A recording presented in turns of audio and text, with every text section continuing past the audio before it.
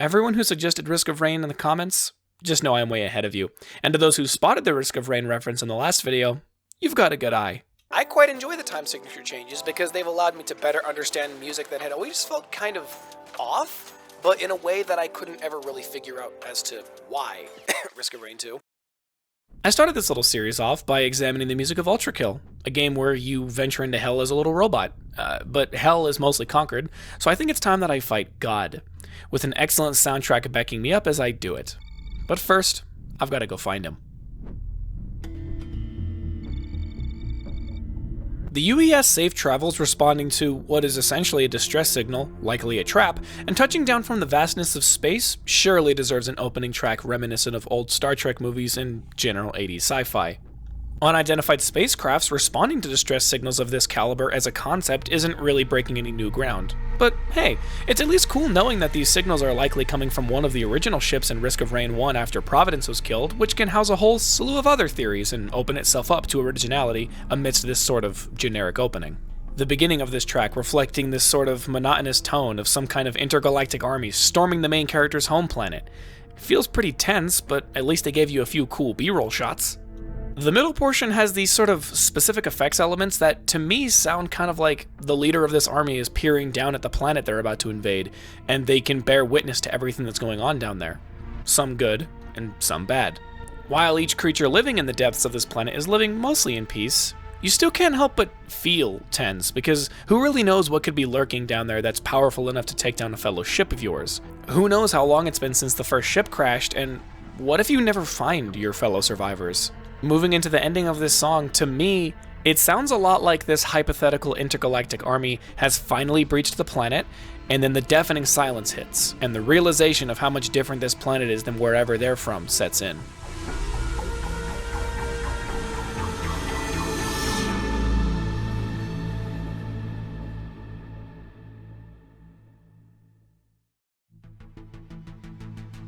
You know what, I'll admit it, I'm kinda mad that this music is named after the game itself and it isn't one of its most iconic pieces. It feels like this is the music that you hear after you skip the first cutscene, which most people are doing, and I'm supposed to believe that people do not love this song as much as I do? I would assume so since no one ever posts about this damn thing, but regardless. This song continues in perpetuity for as long as you're sitting on the main menu, updating your settings, and eventually booting up a lobby to pick your character, which has left me all the more familiar with its little intricacies. No, like seriously, the amount of times that I've sat in this lobby figuring out achievements we want to be hunting, character strategies we want to pull off, and even going so far as to talk about what the best kind of sandwich is, has left me with the opinion that this game might have one of the most unnecessarily hard lobby tracks known to man. But again, I'm not that mad about it. I genuinely don't know who in their right mind thought that the main music needed to have an electric guitar solo, but I'm gonna guess it's a cultural thing. I am from America, Chris is from Greece, and here, all I really know is my chill, repetitive lo-fi background music for any game that isn't a God of War type game or... So hearing this for the first time was a slap in the face. Hearing it for a second time was like another slap in the face while my face was still red from the first slap in the face, and after the 97th time of listening to this song, yes I am keeping track, it feels like it just Sparta-kicked me off of a 12-story building, but they were at least kind enough to give me a parachute for a safe landing. There are very few pieces of video game music that can give me the same satisfaction or elicit the same reaction as a cinematic soundtrack, but when I hear this track, which is, again, I have to clarify, just the main menu music, it pumps me up and it gives me the energy that I need to squad up with 3 of my friends, decimate everything in our wake, and absolutely obliterate this false god in his moon tower until the very cells of his being are begging for forgiveness.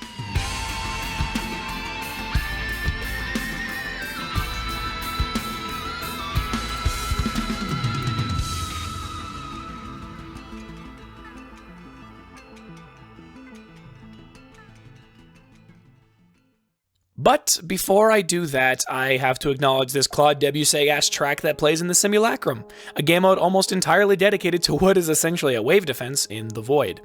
It still uses some of the classic Chris Christodoodle synths, but holy shit, this piano is really nice. I could lie out of my ass and say something to the effect of, the tone of these piano chords really exemplifies the feeling of a never-ending cycle, and how everything we've done once we're doomed to do again, much like when you're trying to retry getting to wave 50 for the 10,000th time as Commando because that character fucking sucks. But I'm not going to do that, because I've literally played this game mode twice. Once as the engineer, once as the mercenary. And it wasn't until writing analyses on maybe 15 or so songs before this one that I realized this game mode even had a song for it. Prelude and D-flat lovers, please do not come for me and my family. I swear I didn't mean to hurt your feelings, and at least you got some representation here. Also, Commando lovers, please don't come for me and my family. Someone had to be the worst, and from my perspective, it just might be him.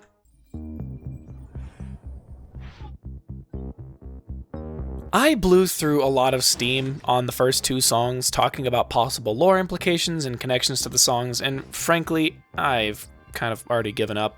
I don't know shit about this game's lore by comparison. And even if I did, the most I can really extrapolate out of this stage is that multiple shuttles were sent down to investigate the planet after the distress call, and were obviously harassed by the locals.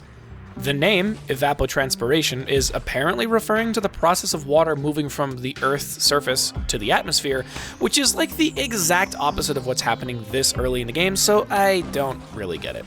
Since there really isn't a lot for me to talk about lore-wise, I want to focus on what's going on with the arrangement of this song. Like most of the songs in the soundtrack, it starts with one or two elements. Maybe a bass, maybe a simple synth, maybe some very sparse drums with this non-standard percussion elements to set the groove. When we're talking about one of the 3 starting stages in this game, the simple beginning reflects your very own simple beginnings, before it quickly turns to big synths and plenty of additional elements to build on the fact that you're exploring the many environments of an entire planet as one dude, or maybe a team of 2, 3, or 4 dudes. Another thing you'll find in this game's soundtrack very often is a modified version of this ABC format that you'll typically see in regular-ass music, with an intro, a bridge, a chorus, a repeat, where the energy ramps up exponentially before immediately toning itself down so you don't feel too powerful. A fair bit of the tracks in this game are much more ambient than other video game music that can exist more separately from their source game, but also with significantly more production value put into each one of them compared to ambient tracks in simpler indie games. Yes, I know Risk of Rain being an indie game is a kind of nebulous topic, but this soundtrack certainly has the production quality akin to that of a AAA game, but if there was more life put into it. Sure, it's easy to make music that people think sounds good.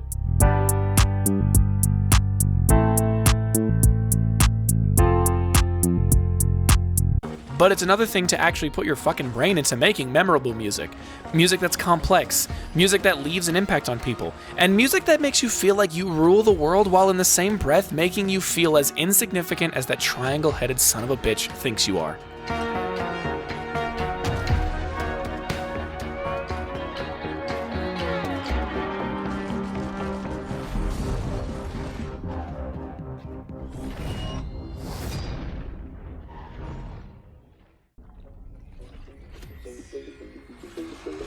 While Risk of Rain 2, the song, left me with some confusion as to whether the song was in a slower 4/4 time signature or a faster 3/4 time signature, this is the first song in the soundtrack that I can definitively say is in a non-standard time signature, switching between 4/4 and 5/4.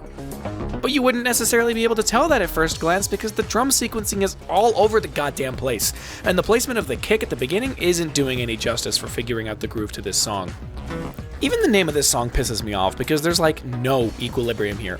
Every element feels kind of all over the place, and yet I can't hate the song. Primarily because it's cool as fuck, but also because nothing is actually out of time. So if you actually have the discipline to find the downbeats and lock in the groove, that groove will stay consistent. It's just that finding it is very difficult at the beginning, and it confuses my brain a lot. When listening to this song, I also get a little bit confused at the fact that it has a lot of ramping and falling in its energy levels despite the fact that this is strictly a level boss theme, and you don't really have those ramps and dips in energy. Except maybe, like, I don't know, the ramping energy and stress for when you're just getting lasered by a stone titan or running away from the Wandering Vagrant supernova attack. But I guess that does fall into what I had mentioned previously, so again, I can't be that mad about it. When the energy is at its highest, the main lead gives me the vibes of having to behold the power of a big fucking jellyfish or a big fucking clump of rocks given form. And that's really the most bravado that this song ever gets. Otherwise, I read this whole composition as like the initial shock of the survivors stumbling upon what is effectively a parent version of the same creatures they've been seeing throughout, or in the case of the Vagrant and the Titan, simply larger formed versions. Almost in a, wait hold on, they can be bigger? Sort of feeling. Another consistent theme amongst the music in this soundtrack is that Chris will often use different synths to play the same leads, likely just to create even more variation, as if the percussion, the miscellaneous synth fills, and the general arrangement of each song wasn't varied enough without them.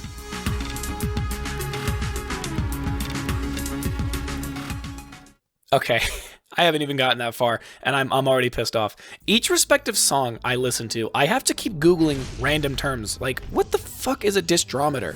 And then I find out that it's a tool used to measure hydrometeors. And so then I'm like, okay, what is a hydrometeor? And then I stumble upon an article that classifies hydrometeors as particles of water that fall down into the earth. And so I'm thinking, okay, rain, cool. I don't know why we needed a hyper-specific classification for it, but whatever.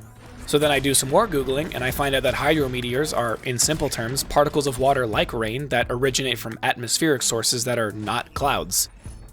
I still don't really understand what that means, but for all intents and purposes, I think it's a good enough explanation. Now, as to how this fits into Risk of Rain, well, I mean, when you think about it, this whole game's story is built off of rain as a weather condition, and since we dropped in from space onto a planet named after a core tenet and byproduct of rain, we might as well be the hydrometeors, I guess. And wouldn't you know it, Titanic Plains is one of the first 3 stages in the game, so I'll take it, I guess. Scorched Acres is a tough one because I don't know, it seems to be a stage devoid of any kind of water, but I suppose there is still plenty of like plants and whatnot around here, so they probably get plenty. I just get tripped up by the name Scorched Acres. Other than the song being in 7/4, this song is about as simple as it gets. It has some very simple drums to slot in a groove, it has some occasional one-off percussion hits, very long drawn-out synths, a couple of plucky synths in the back just for texture's sake, and a switch from electronic drums to acoustic drums about a minute in. This song is basically the epitome of background music. No strings attached. While there isn't a ton of energy present in these first 2 minutes, a stripping down of the track in general still does some good things for building up whatever could be happening over the next 4 minutes.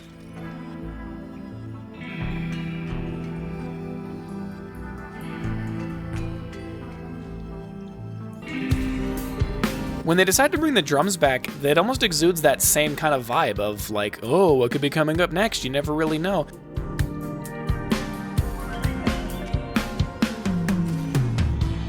But that doesn't really last very long before they take the drums away for an absolutely unexpected vibe switch.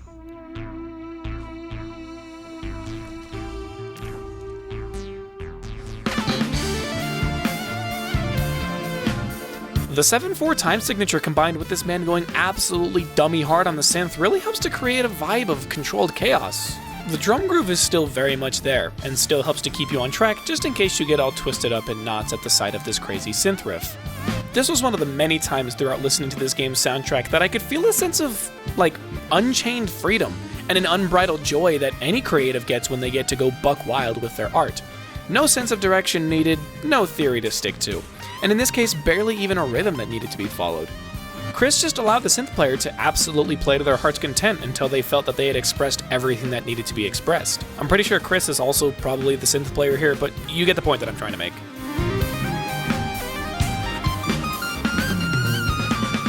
This is one of those nerdy things that I think about, but when you have a long, drawn-out synth note with a lot of delay and reverb being used as the effect and the transition to let the track bleed out into its more simple components, it's so satisfying to listen to.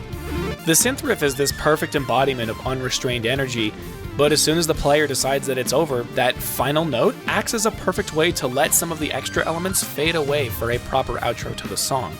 The song's ending in this way always gives me this vibe of utter silence after you've eradicated the majority of everything on this stage, and while it's a very good vehicle for ending the song, it is also a little bit chilling sometimes to see the place this empty.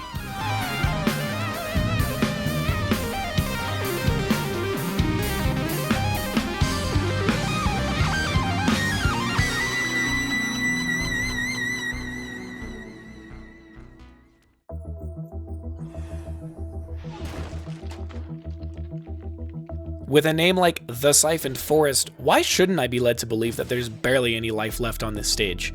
I mean, as soon as the stage starts, I get this really creepy vibe like I've wandered into a place that I'm not supposed to be in.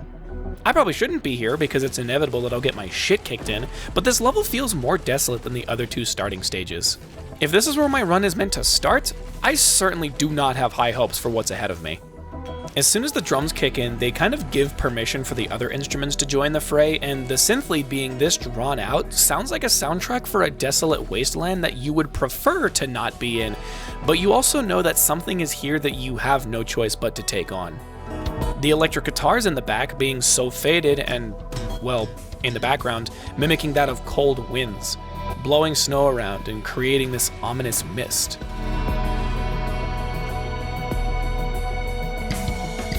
I'm definitely reaching here, but even when reading the log entry for this level, the person who landed here was convinced that they were damn near schizophrenic, thinking that the ground was moving.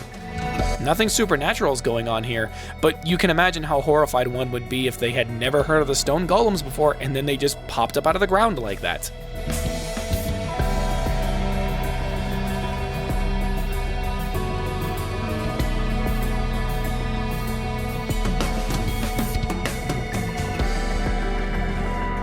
The intervals being chosen in the lead during its calm portion midway through the track definitely shows off a bit of near insanity at the completely inhospitable nature of this level, and the second guessing one would have to do if you assumed this place was empty, only to find out that you were mistaken.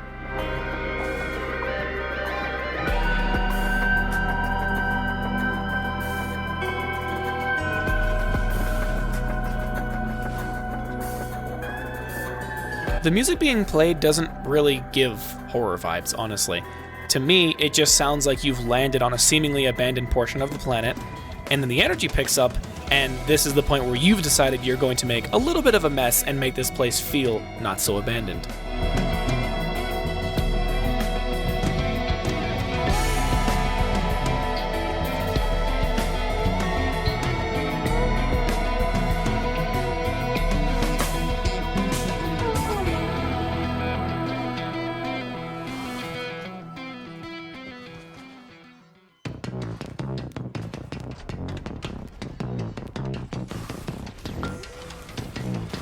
Okay, turns out there's a bit more fauna in this level than I initially anticipated, and I didn't really come prepared to fight this fucking thing. This track is insanely repetitive for the first minute and a half, with this gutted bass and this synth lead maintaining throughout the first half, a very low-tuned guitar coming in at the 30-second mark, and at the minute and a half mark they add in a few additional elements to give the track some real body. Even with that said, there still isn't a lot going on here, and while I would be lying if I said I didn't love the song, there isn't a whole lot musically to actually chew on here. I like the guitar lead taking over for the job of the synth, because electric guitars do a really good job at giving energy and giving a sense of weight to the situation you found yourself in, and they also add in a very human element that makes these tracks particularly special. In hindsight, I think the song not being very musically diverse might actually be the exact point, if anything I said above about this level as a whole can be taken into consideration.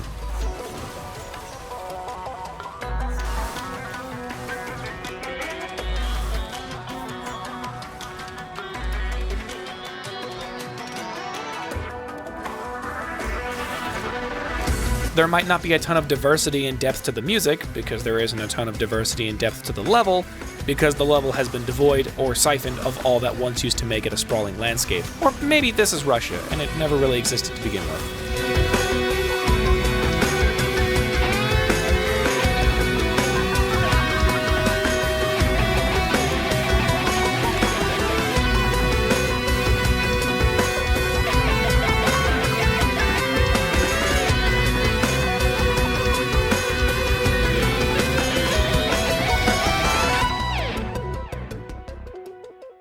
Risk of Rain, give me a banger, please.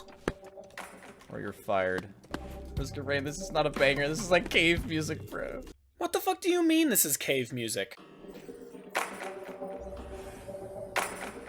Okay, I think I get it a little bit. And honestly, the two levels that this song plays on could be seen as very cave-inspired. The Latin translation for Terra Pluvium translates to Land of Rain, and here's the point where you will come to realize that a lot of these songs' names are either references to weather, to planets, to rain, or some combination of all three. While I understand exactly why that's the case, you really picked the two stages that are maybe the farthest away from any type of precipitation to dub their music Land of Rain. Maybe it's meant to be some kind of irony? I don't know. I promise I'm not just here to shit all over this music. I love this track to death. It has probably my favorite instrumentation of any track in the game, with the very slow acoustic drums, the random little percussion hits, the glassy textures that play the main motif occasionally, and the deep rumbly bass that doesn't miss a beat. The opening groove to this track is so insanely simple, but it gets me in a really deep groove, and there's basically not even any actual instruments playing yet. I love the slightly off-kilter nature of the glassy percussion and the main drums, and how they just teeter ever so slightly on the edge of being out of time during the fills. The drums themselves are punchy, you can feel every hit, they're crispy, they have presence, but they're not overpowering anything. They're just so incredibly well done.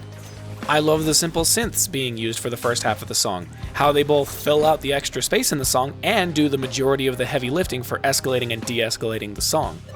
The distinction between the organic and the synthetic really does wonders at both building up the very natural structures that exist on this planet and introducing you, the main character, as the sort of synthetic, as the foreign, as the quote-unquote alien race that's come to this planet.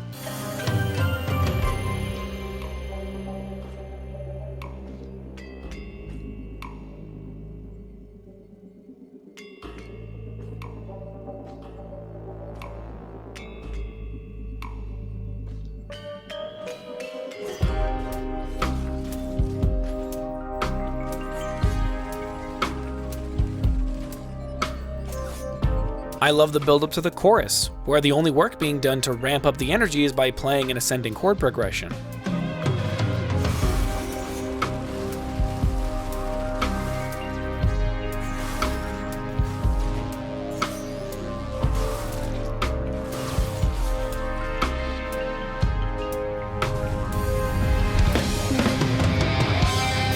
I love how the guitar feels like it comes out of nowhere, because even though you were expecting some kind of climax in the track, you were probably expecting a bigger buildup and not just have the guitar drop in on you. I just love the arrangement of this whole track.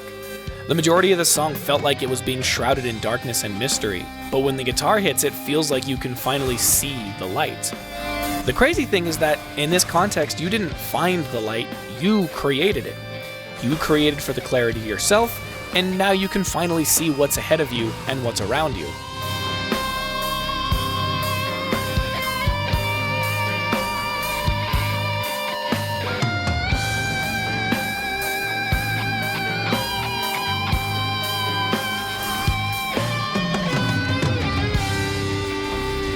After the track tones down, maybe you've accidentally stumbled into another unknown section of the stage, and you're once again caught up in the mystery and in the shadows, before they bring back the final bravado section.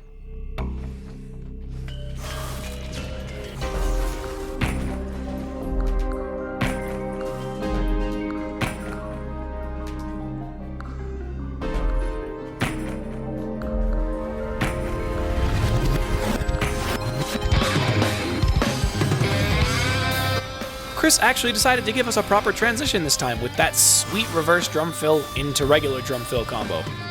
As I've become softer and softer on the use of electric guitars in my video game music, I've also come to really appreciate these absolutely sweet displays of the musician just jamming out, almost not caring about being in time and yet still finding a way to do it. Letting them hit all of those kind of harsh notes that would otherwise suck, but I'm too busy grooving out myself to even care. You can even hear a much more subtle guitar in the background, and it kicks ass at just aiding in the general high energy feeling that the climax of a song like this should have.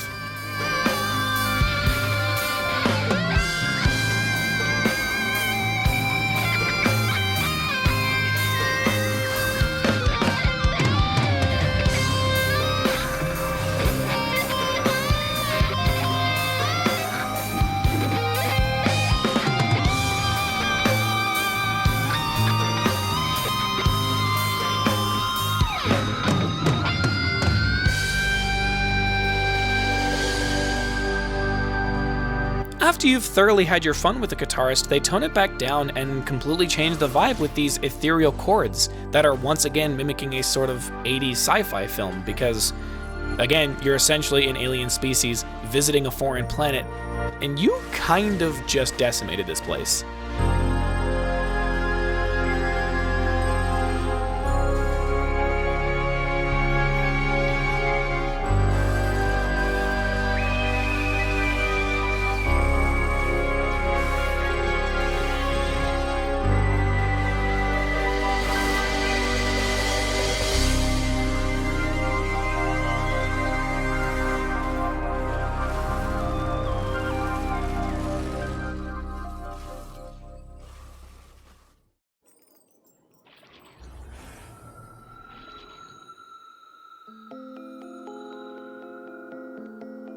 Why does the swamp feel so haunted? I feel like I can hear the wind brushing the foliage, but there isn't any wind. It feels like I'm being watched by some tribe of weird little goblins. Maybe it's something to do with whatever the fuck this thing is down here?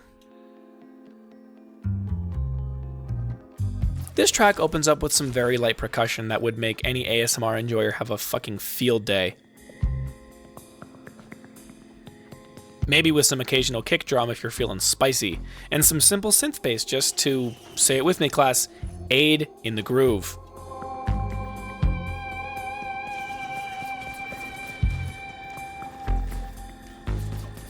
The first half of this track is an excellent mix of organic percussion elements, a very nice flute stinger, and some very nice ambient synths, with maybe the least amount of set-in-stone structure we've seen so far.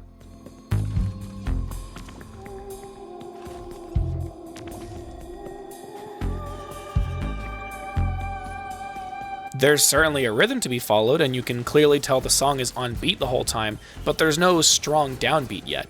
No locked-in drum pattern to follow, and a fair bit of elements feeling like they take their precious time. They don't have anywhere to be, and they're just here for a good time. In the effort to not just let the entire song play out for like a minute and a half while nothing's really happening, I wanted to jump in here and talk about an extra thing that I found really interesting, which is that when Chris was composing this entire soundtrack, he basically wanted it to be more reflective of the environments that you exist in, rather than the situations that you find yourself in or the enemies that you find yourself fighting. And that obviously explains why it sounds so much more ambient than other tracks, or why it sounds so much more ambient in general, is because a lot of it is supposed to be like, wow, look at where I am. Look at how wet the ground is. All the sound design decisions, all of this stuff was meant to reflect, like, this is the place that you exist in, so the music should sound like music that would play in a space that's like this, rather than strictly, oh, look at this boss that I'm fighting, or wow, look at these enemies that I'm taking down. Look at this item that I found. No, look at the space that is around you.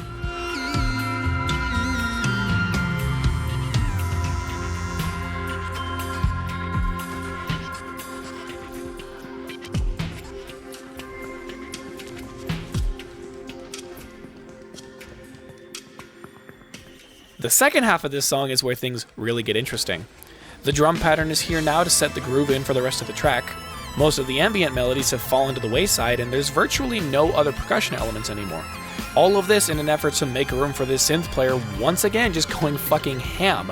It's about time that I acknowledge that while the synth freestyles in these songs might not innately fit in with all the ambience being built up for stages like this, it's not like anyone's really throwing a fit about this. And if you are, just turn it off. Dumbass!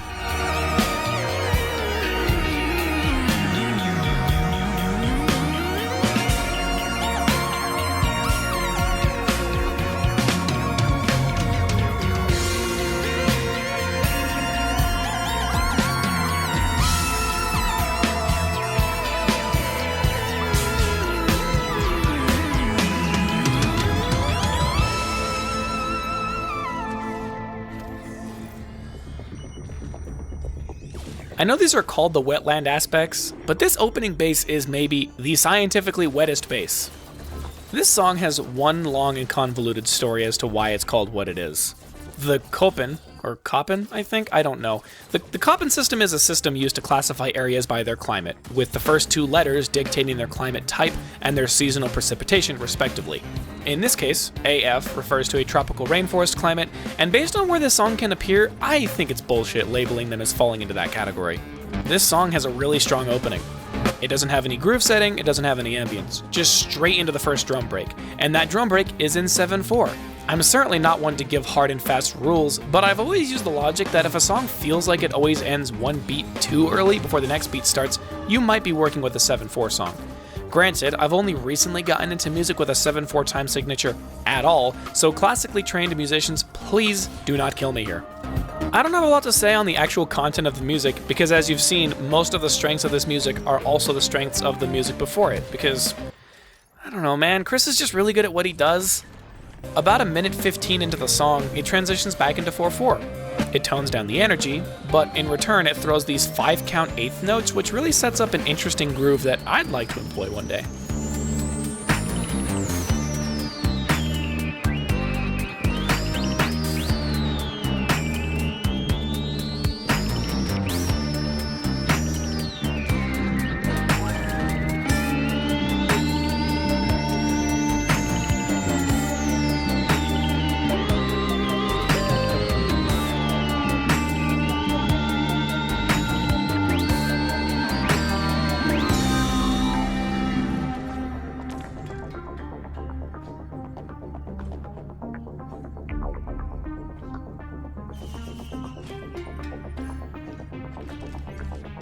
and the top line melody with this guitar now dictates the drum pattern and what kind of groove it has, rather than the drums simply following a quarter note rhythm like they were before, and it almost feels like the track is being rushed. Not in the way of falling out of time by any means, but almost like the song wants to get moving on somewhere, so each hit is being pushed ahead more and more just to get it over with quicker. No, I don't think the song hates itself, that's getting a little too meta for me, but the song certainly feels like it wants to get to its climactic point faster than what traditional music would normally allow for.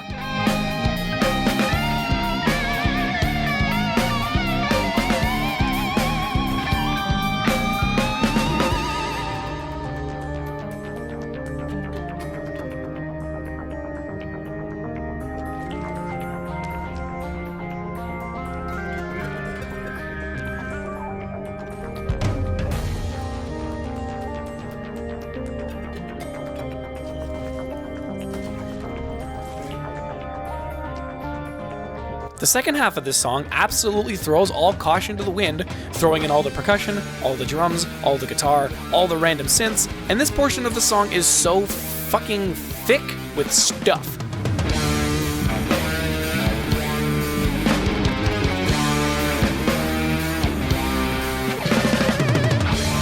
Most of it is still maintaining the same motif we've been working with, but after each use of it, they continue strangling the song, disfiguring it, until it gets to the point of genuine concern at what the fuck you're listening to.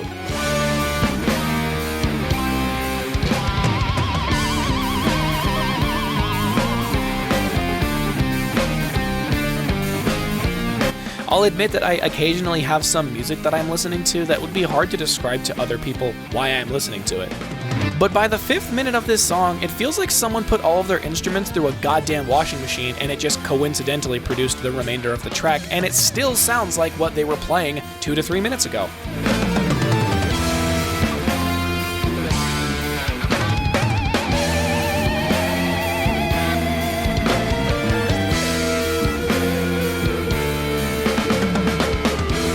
If you had told me that Chris poured every ounce of creativity he had into this song, but couldn't produce the rest of the music for a few weeks because he literally ran out, I would be inclined to believe you.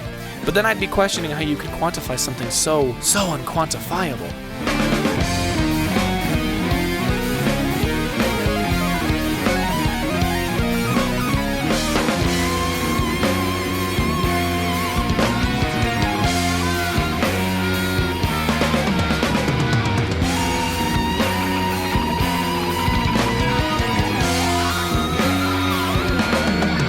Oh boy, yeah, that really was a lot of stuff that just happened there, and I actually had to cut some of it down, but I wanted to jump in one more time to comment on the very ending of it, because when listening to the album commentary, Chris described it as if somebody, namely the drummers, had like fallen down the stairs, and I thought that shit was so funny I had to listen to it like 4 times, because yeah, it doesn't just like slowly fade out, it really does just stop instantly, almost as if the drummers did in fact fall down the stairs.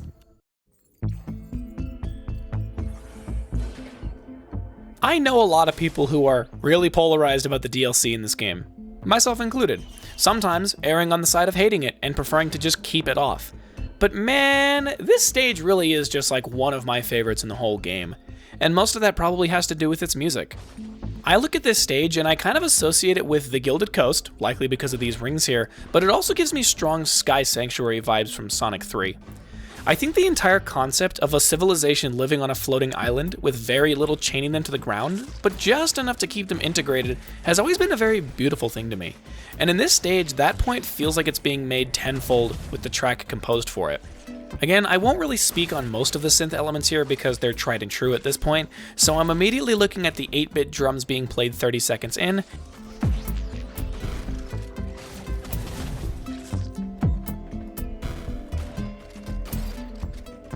and I'm looking at the oboe playing the top melody 60 seconds in.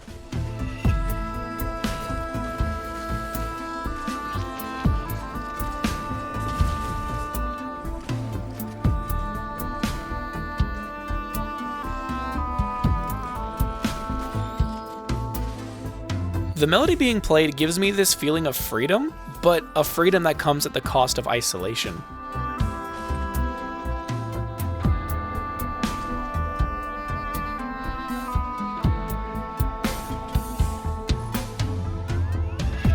With my newfound knowledge, as well as reading the logbook on this level and learning that this level houses a fair bit of one specific species that are ignorant to how life used to be before their salvation, that at least now semi-backs up that previous point.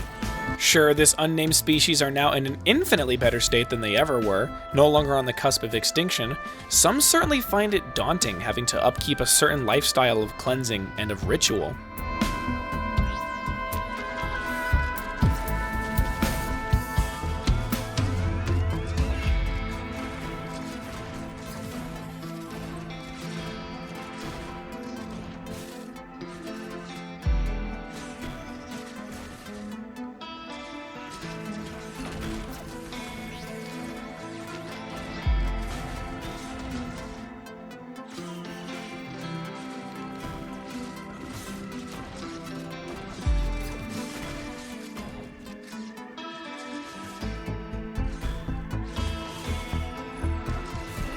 The guitar taking over for the role of the oboe and playing that same top line sounds incredibly dull for some reason.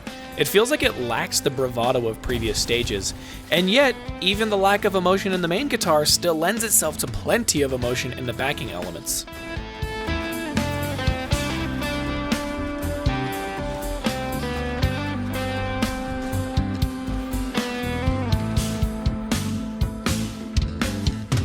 When all of the elements come together, it might be one of the most cohesive tracks we've heard so far, where every element is in sync and on the same page.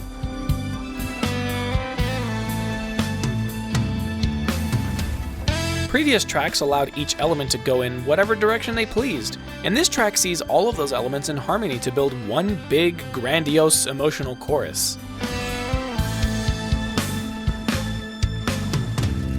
One weirdly specific thing that I can comment on, hearing one instrument play the same note twice, even when the chord changes in another instrument, gives me a weirdly satisfying feeling.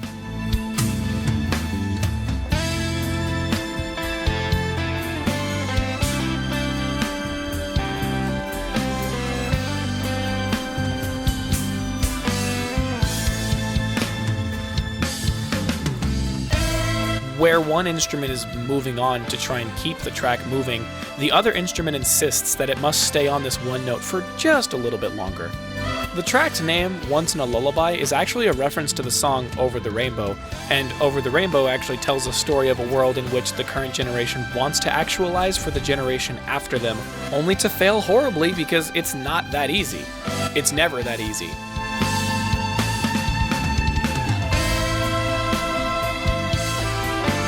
This song takes a transmogrified approach to that idea, with the previous generation almost resenting that the current generation cannot simply be happy with how easy their lives are now, and the current generation never really understanding just how bad things were and how bad things could have been for them.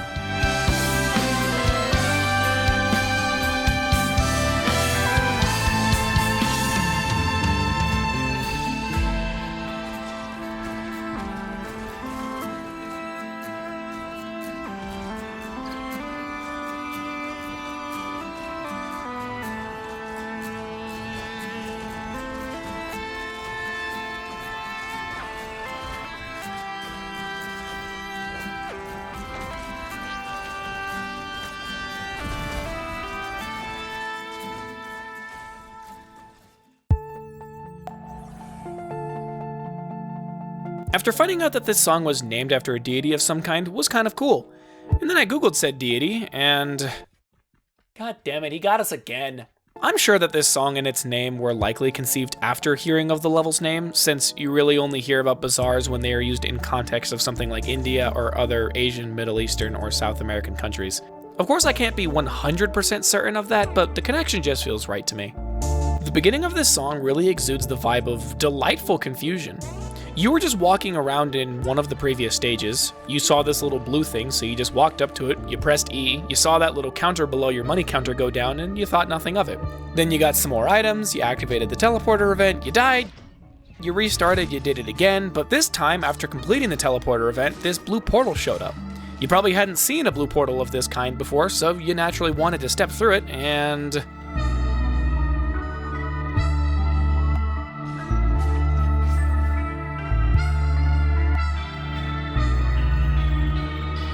You are now in one of the many hidden realms in the game. There are no enemies here. The timer has stopped, and now you have this funny crippled frog greeting you into his little shop.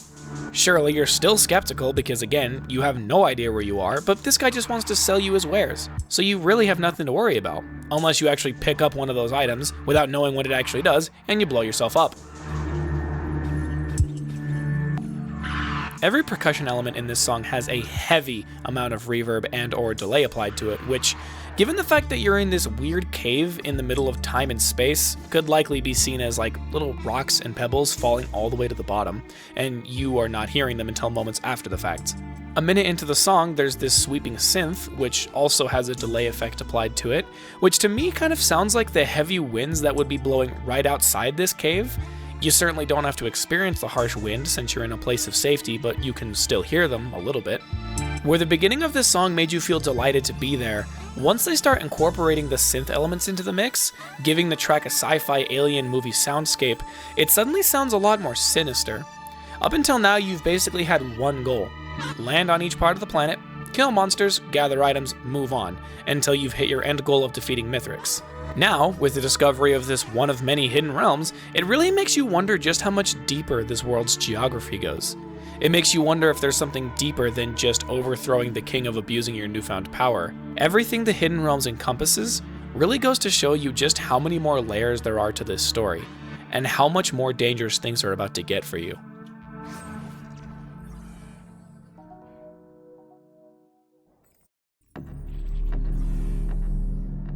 Welcome to the Void, the cosmic prison, the place where beings of uncontrollable strength are held. They may be strong, but the Void is beyond strength. The Void exists outside of time and space. The Void holds everything. The intro to this song contains nothing but the droning bass and the occasional ticking from across the stars amidst the otherwise deafening silence.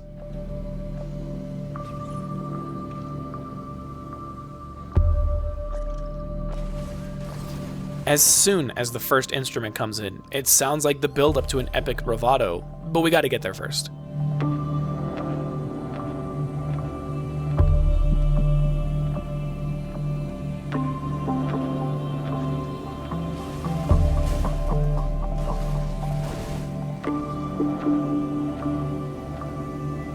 The percussion and the other melodic elements that are not in the forefront are scattered, much like the cosmic entities that make up this place. Messy, unkept, and chaotic.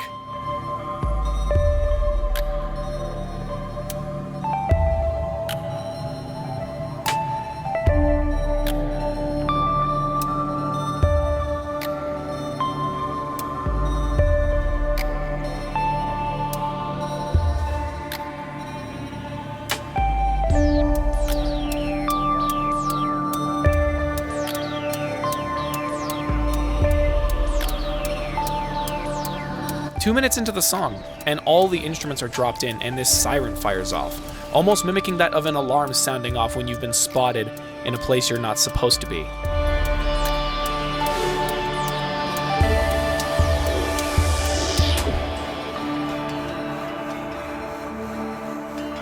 This siren screams danger to me, but you still haven't been caught yet.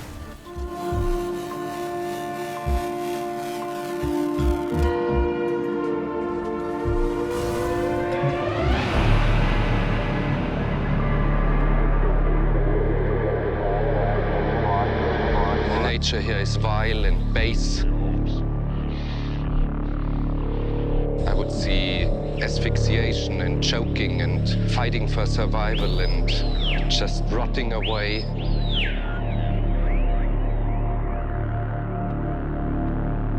Of course, there's a lot of misery. The trees here are in misery and the birds are in misery. I don't think they sing, they just screech in pain. But it is the same misery that is all around us.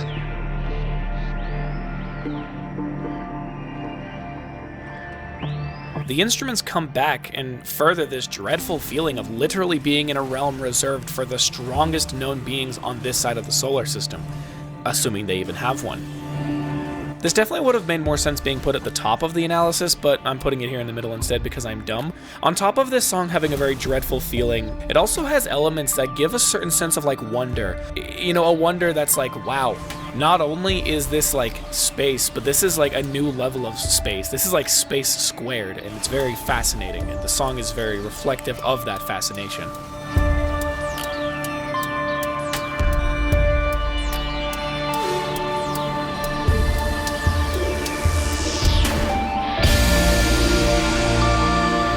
Now this is what I'm talking about when I say epic bravado.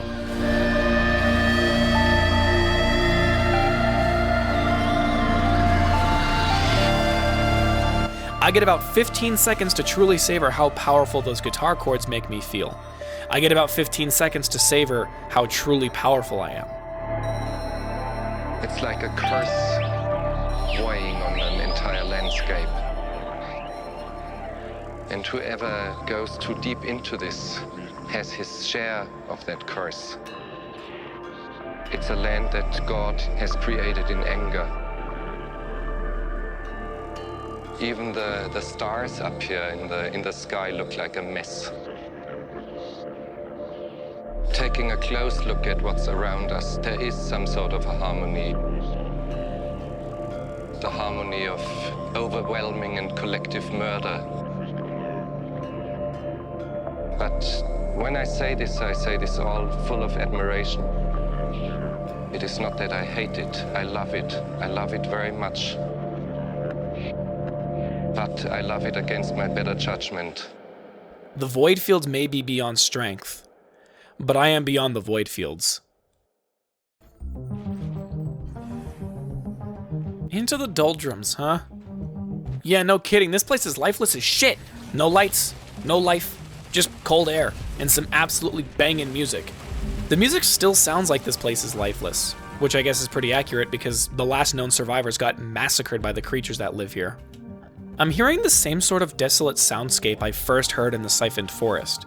Survivors crashing down onto a barren wasteland of snow with nothing to their names but the resources on their ship and whatever they could find. Alright, so this was fairly silly for me to be saying because obviously Into the Doldrums came before Out of Whose Womb Came the Ice. You know, Out of Whose Womb Came the Ice is the fucking DLC track. But I did watch some information from Chris, and he did in fact specify that he intended on using the same instrumentation to give the same sort of feel for both stages. So, yeah, that's it.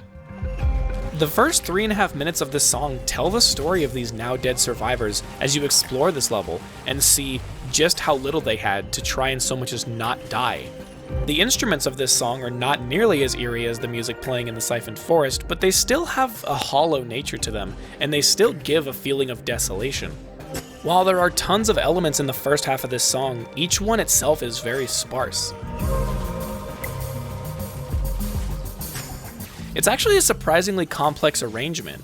You know, having 7 different percussive elements playing their own little tiny portion is infinitely more complex than 1 or 2 super salient instruments dominating the whole track.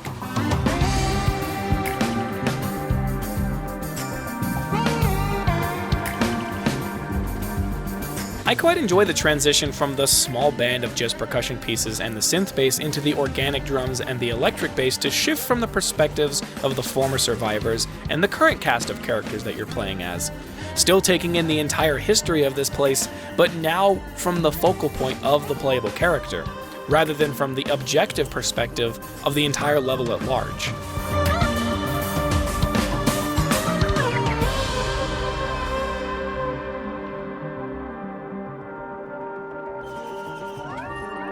I wish I had more to say about the first half of this song, but I think the only thing I have comments on are the more low-key guitars that played midway through. It follows the same top-line melody as the buzzy synth, but then it gets its own little portion, and that specific little portion gives me the same feeling of slight tragedy, knowing that you and your team were simply too late to save the first crew.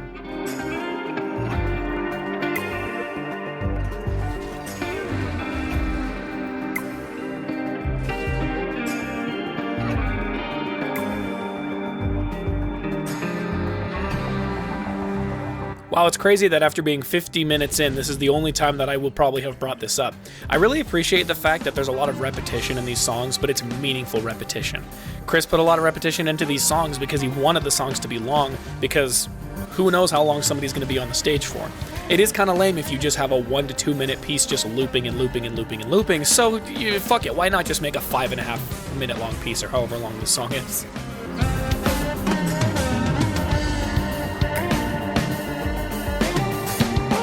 After all this building up they've done in the first 3.5 minutes, it all pays off with the climax of this electric guitar once again.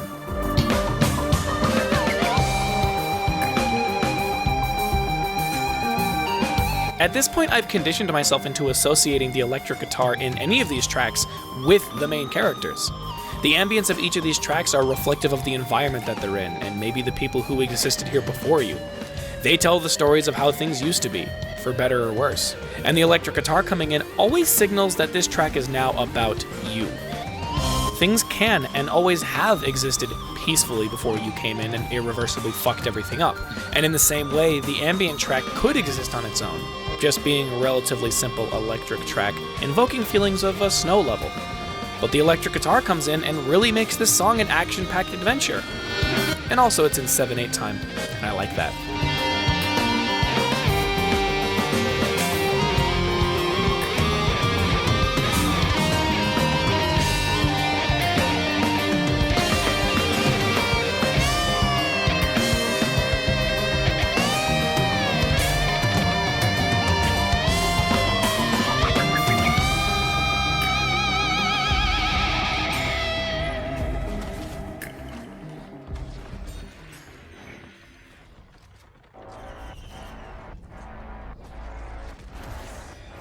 Welcome, Hydrophobia! You're the only Risk of Rain song to end up on my metal playlist, and every time you come up, I'm always like, what the hell is this song? And then the ear-splitting riff that is evocative of this song starts playing, and I chuckle to myself because I always forget it's in there.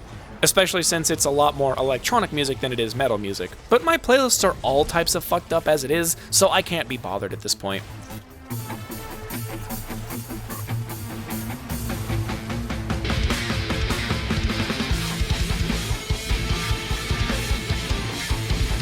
Hydrophobia, on top of being a questionably metal song, I guess, is also a symptom of late-stage rabies and basically results in you being unable to swallow, being afraid of liquids to drink, and being generally unable to quench your thirst. And while I don't really know what rabies is, I feel like this song is what it feels like to have rabies. I don't mean that as an insult, because if I truly didn't like the song, I wouldn't have it in my playlist, but I can really only describe this song as the embodiment of a very screechy alarm, or in more water-appropriate terms, the Flint, Michigan of this soundtrack. It's the antithesis of anything smooth, anything with flow, and it's like my water pipes are filled with more sediment than water per square inch. Again, I love this song to death, especially within the context of the game, but I can't help but chuckle when this song plays, because much like... it would be very difficult to have to explain to somebody why I enjoy a song that sounds like it's the musical embodiment of a red flag. An auditory warning to turn back and never return to this place. As humans, we tend to enjoy music that sounds good from a harmony perspective, and songs that sound like a moderately more pleasurable fork scratching on a plate doesn't make sense to most people. If I went and showed this song to a British aristocrat in the 18th century, they certainly would have had me burned alive. In the modern day, with my modern sensibilities, I can see plenty of reasons to enjoy this song, despite its aggressive approach. It still has its musical sections, mainly in the latter portion of the climax before it settles down. It has an interesting time signature change from 4/4 to 7/8 and then back to 4/4. The sound selection of each element is hard-hitting, and because the majority of the song is not as musically diverse, it's ignorantly, stupidly hard. I also tend to love music with context, and while this is one of those ones that would be a bit hard to explain the context of, that doesn't stop me from enjoying it, because I do have the context.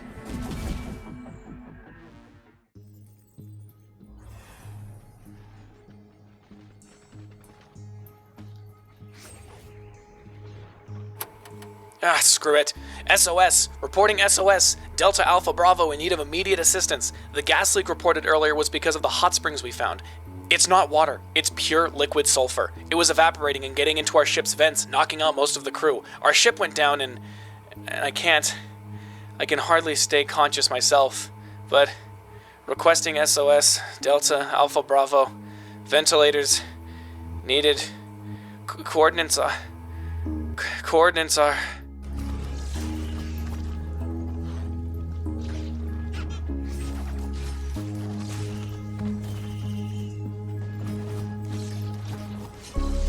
This is the first time we've seen the environment itself posing a threat to a previous crew touching down. No need for the creatures to overrun them, no need for their resources to run thin, just the environment and the most deadly smell of eggs you've ever heard of. The first 90 seconds of this song feel evil. It feels empty, and it feels quiet. Where I previously described 2 stages as feeling uninhabitable, this is the first stage to strictly be entirely uninhabitable to humans.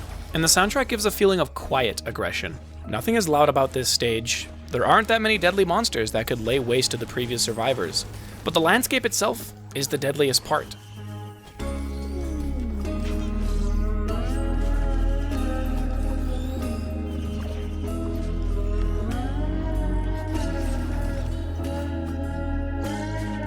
While there are no creatures that make a big name for themselves and serve as the de facto thing to kick your ass, the landscape will slowly poison you until you inevitably die a slow and a silent death.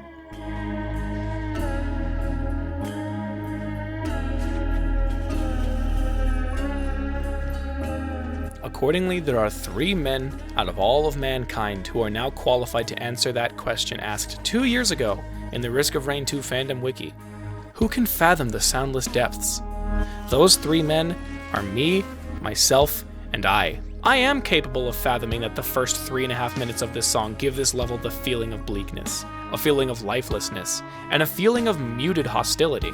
I am also capable of fathoming that the first 3.5 minutes of this song are incredibly robotic sounding, and not necessarily just because of a few chiptune sound effects, but also because every element for the first portion are incredibly on time, on the grid, and rarely deviate from a quarter note rhythm.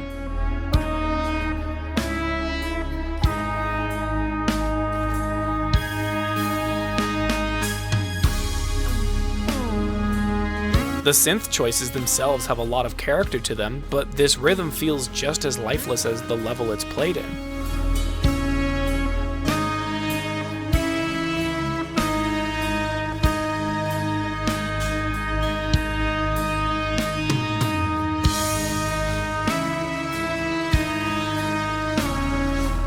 After the first 3.5 minutes, the song still remains very stagnant, but the sound selection gets a bit cooler, with more 8-bit chiptune sounds, a brief introduction to the electric guitar, and just those sounds alone give the song a bit more oomph.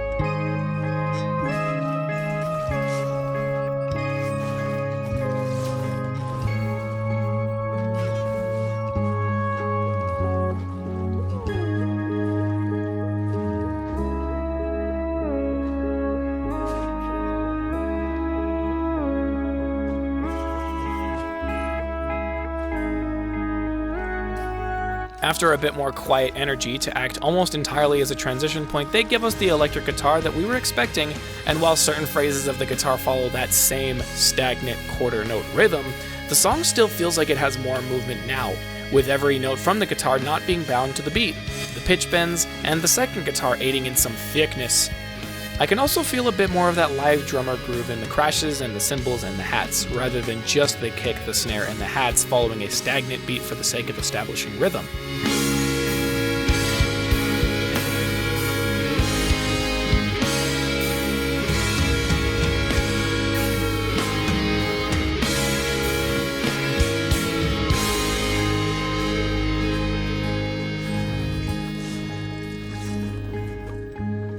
In the most unexpected turn of events, this absolutely gorgeous piano starts playing, and I really wish I understood where its inclusion was necessary because I want to see the vision.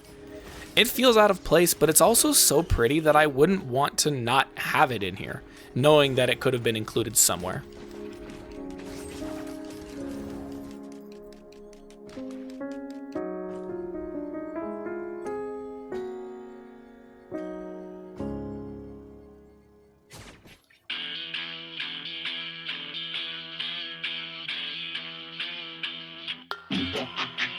But I'll tell you what, a boat made out of sheet and newspaper, the entity, not the song, probably couldn't float in the liquids on this stage. I'd imagine the liquid sulfur would, like, dissolve the paper. I don't know, man. I'm not a chemist. I'm a dude that dropped out of college and spends all my time talking about video game music. This track feels absurdly simple, but it's a really effective arrangement for a boss track. The top line and the bass are basically just skating around this one root note, and until the end of each 4-bar section, the drums are playing a very simple pattern. The drums are doing most of the heavy lifting in regards to the pacing of this song, and I don't just mean in the way of the BPM, but this whole song's rhythm is following in the footsteps of the drums. The drums aren't just setting the groove, but they are literally dictating the rhythm at which the melodic elements of the song play their parts.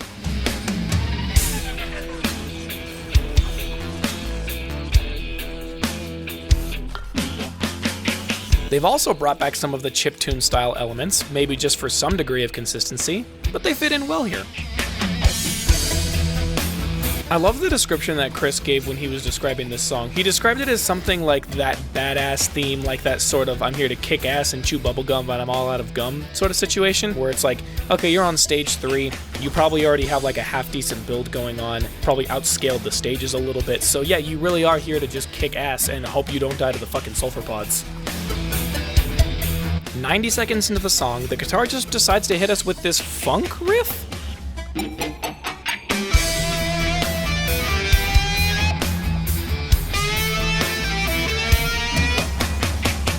Like, if the guitar sounded a little less like a rock or a metal guitar, the riff itself would almost certainly belong in a funk track from like the 70s. The thing I love about this specific application of the guitar is that because the track is slower in rhythm, the groove feels like a cross between a boss theme and a down-tempo song from literally any non-electric genre. Additionally, due to the fact that the tempo is slower, it actually allows the guitarist to go ham with his pitch bends, sliding up and down the fretboard, and really savor each part of his solo. Kind of like what you'd expect to see in a startup jazz band or something.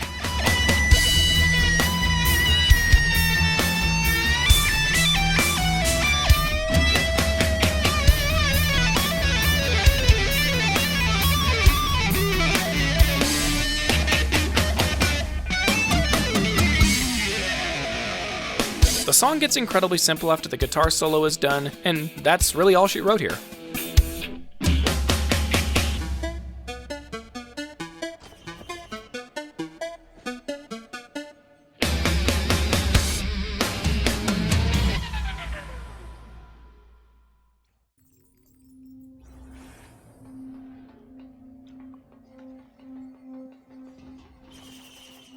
A raindrop falling to the sky feels very reminiscent of the previous description of evapotranspiration, so I wonder if this uses any motifs from that song. But I'm not a motif noticer, so even if one does exist, my ass is the last one finding it. Also, for a song that Chris himself used as a creative outlet to basically vent his frustration over potentially not being able to finish this game's soundtrack, it being over 11 minutes long really makes me think he brute forced the shit out of this song to prove that he was indeed capable of finishing the damn thing. And I of course say that with nothing but respect. Also, as a fair warning, this is my favorite song in the entire game, so even though you've already seen me do my best to try and fit in every ounce of every song in the past, this one I am absolutely not holding back. I'm going to let the full fucking thing play out, and you're gonna fucking like it! The first minute is a very spacey, scattered composition, with some of the percussive elements being played in reverse, before it finally arrives at its destination.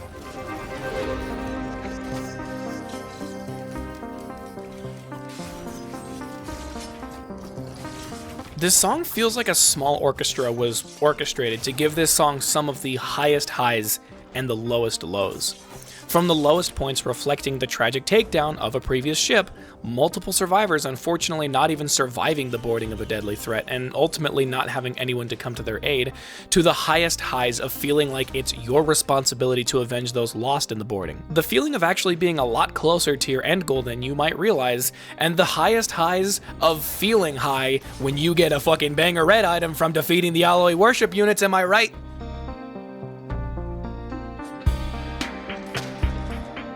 50% of this song feels like it was written to give you a feeling of satisfaction, and a feeling of hope as you inch closer to the final level, and the other 50% feels like a love letter from Chris himself, basically saying, I fucking did the thing and I want you to have it.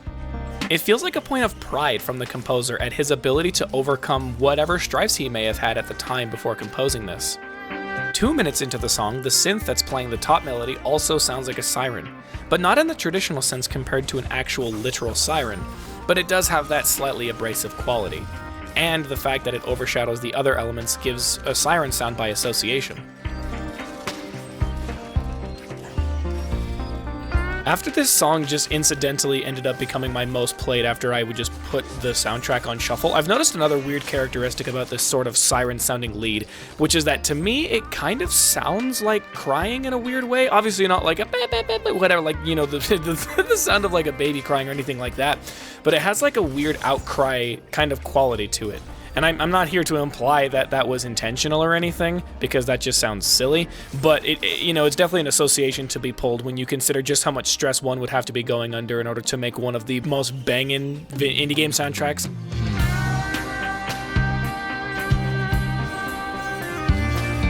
By the 3-minute mark, I'm noticing the electric bass being played, and I've come to terms with the fact that I enjoy basses with some character a lot more than I did in the past.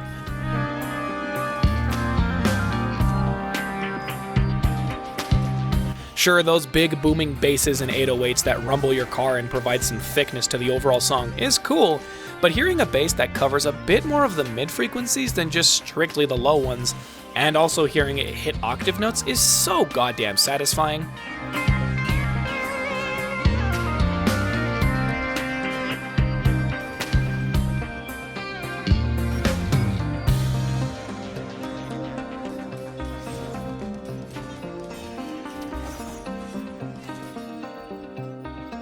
At 4 minutes, all of the creative stops are really coming out, and you'll find them weaving in and out of this track for the remaining 7.5 minutes.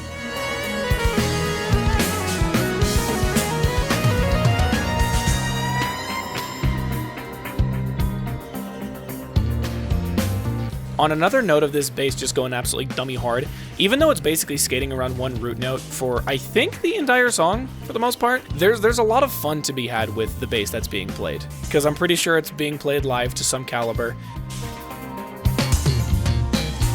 And so you can hear like little slides, and you can hear like, not picking, what's the word? You can like fingering the bass, I don't know if I can say that, and like slapping the bass, and it provides a lot of really interesting texture to a bass, and also I'm friends with a bass player, and whenever I get to listen to him play the bass, he just goes like he goes absolutely crazy on that thing and just, slaps it and does all sorts of crazy shit with it. Like he's playing it like it is its own instrument and not just like a thing that is primarily used to fill out the low end in a track. And when you get to watch people do that, oh, it's so much fun. Man, after 5 minutes, I'm also really loving just letting the drummer have the time of his life. He can set the groove where it's needed, but when you give him a pocket, he should be allowed to go wild.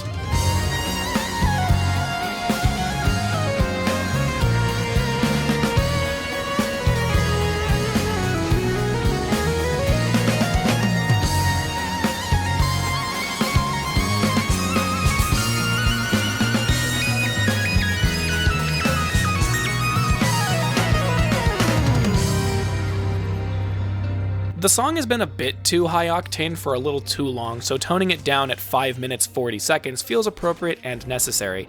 Don't give us all the energy in one place now.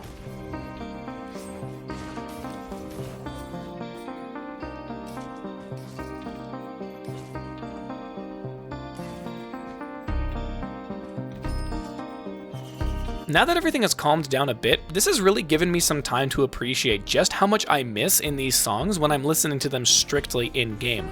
I'm too focused on finding the eggs, I'm too focused on fighting items to listen into all the kick-ass stuff being put into these songs.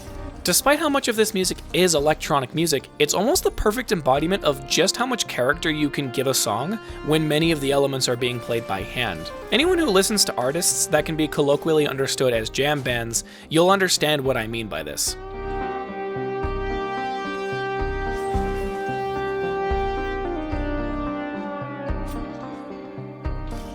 If you've listened to me anywhere else on my less produced content, you'll know that I do have a very strong, I have this really bad habit where when I make an analysis on a song or on an entire soundtrack, I tend to put a lot of additional weight and a lot of additional sort of good things to say about a song, and I usually am like, oh, this is the best thing I've ever heard and whatever. And a lot of it does come from me having to do these kinds of analyses on them, because this is something that I would never come to naturally. This is not something that I would ever come to if I'm just listening to the song. I could listen to this song every single day for the rest of my life, and I don't think I would come to the same conclusions that I do. Whereas, having to do it for this, having to vocalize my thoughts on this music and having to try and put stuff that is hard to put into words really forces me to reach for certain vocabulary and try and reach for certain analogies and reach for certain feelings that I have in general, maybe not towards the music, but just as a general feeling, to then apply it to that song. And so it ends up coincidentally making me put those songs on a higher pedestal. And I don't really think there's anything wrong with that, because, if somebody really thinks that I'm talking out of my ass when it comes to how I talk about this music and how it makes me feel and whatnot, they could just come watch the entire video and they can see the way that I'm explaining things, and then listen to the music as it plays in tandem with what I'm talking about, and then they'll see what I'm talking about.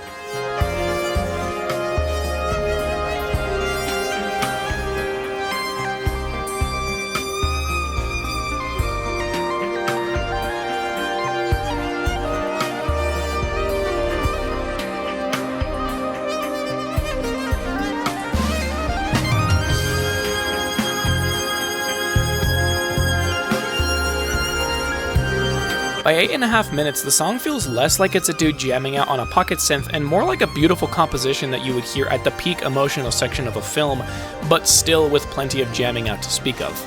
When I mention this song feeling like a love letter from the composer himself, this is kind of the portion that gives me that feeling the most of any portion in the song.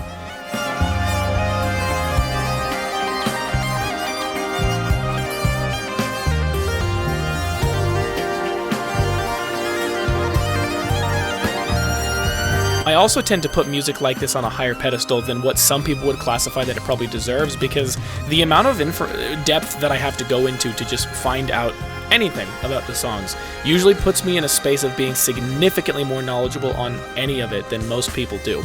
Granted, I've said some questionable things in the past that some people have pointed out to me that hey, you are entirely wrong when you talk about that, and I understand that, but it's still usually stuff that I find, it's more about the lore of what I find out, and not how does this song pertain to the lore of the game, but the lore of how did this song come to be.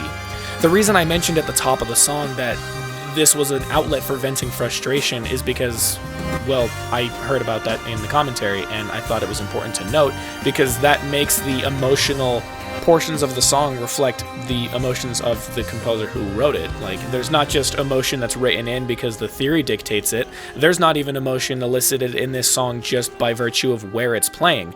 This song elicits emotion because of how it came to be, and the mindset behind the composer who made it, and the amount of work that he had to put into to make an 11.5-minute song, never minding all of the other music that he had to put out for this game as well.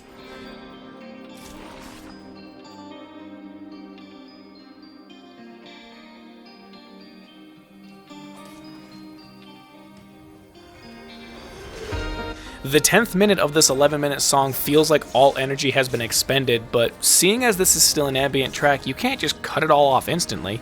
You need to let some of those last morsels of energy seep out of the song before you're finally done with it.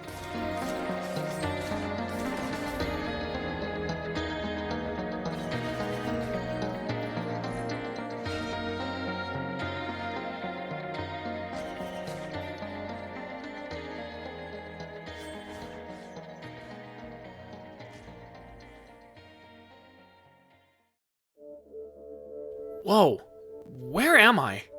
Why, the Sundered Grove, of course.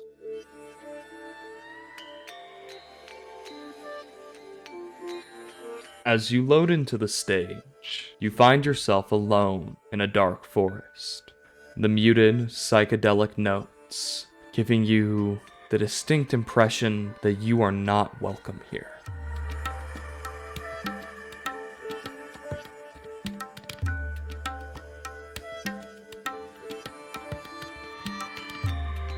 The percussion begins, pattering like soft rain, continuing to build the tension that you are being watched. You are not safe here.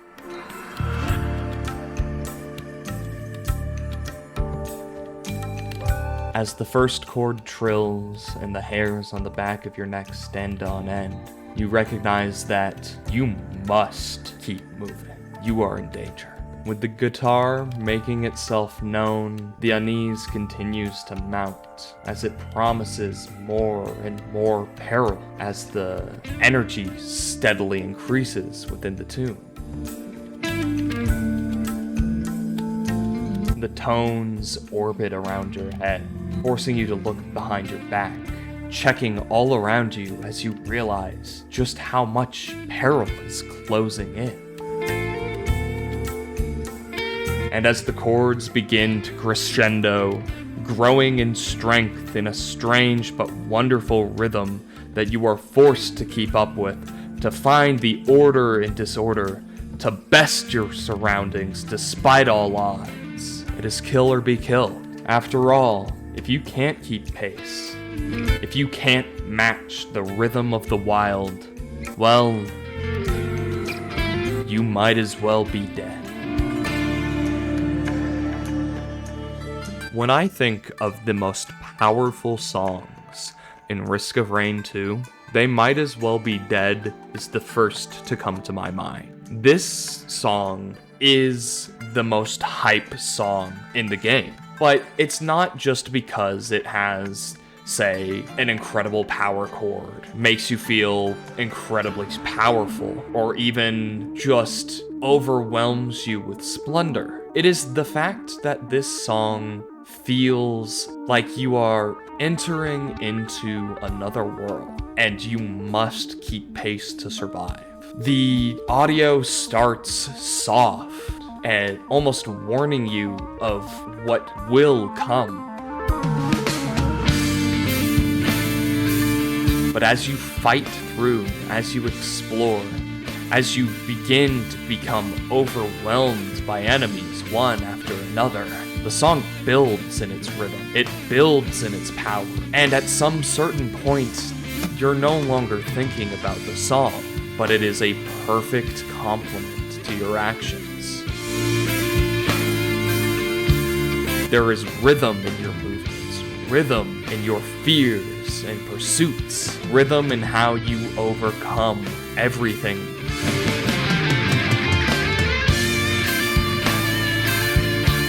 And I feel that it is that rhythm, that infinitely compelling loop that swells towards the end of the song, that truly sets it apart. You're not just beating the stage. You're not just outwitting and overcoming your foes. You are becoming everything the stage needs you to be. You are fitting within that system. You are alive.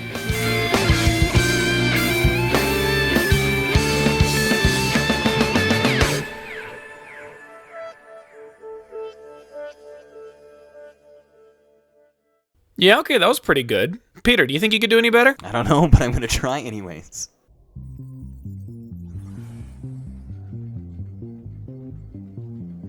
Hello, I'm Peter, and I was fortunate enough to be given the opportunity to talk about the rain formerly known as purple. Now, I'm not as musically inclined as our host, Dylan, but I do have some things that relate to the song that I think are important to share. They're all my opinions, by the way. The rain formerly known as purple has 4 particular stages to it. It has the first initial calm stage, then a quiet, then a sudden crash, and then kind of this weird end. These particular stages of the song are related to either the stage itself or the enemies that inhabit it, whether through their behaviors or just the fact that it's alluding to something. With the kind of calm nature of the song that kind of invites the player in, we can see this parallel in the stage, as described by its lore entry from an unknown researcher, saying that it's keeping him awake, if only to pull me further into its serenity. The soft grass, unnatural, the glowing fauna that plays tricks on my eyes. I've seen no predators, but what if they're hiding, waiting for me to take a rest?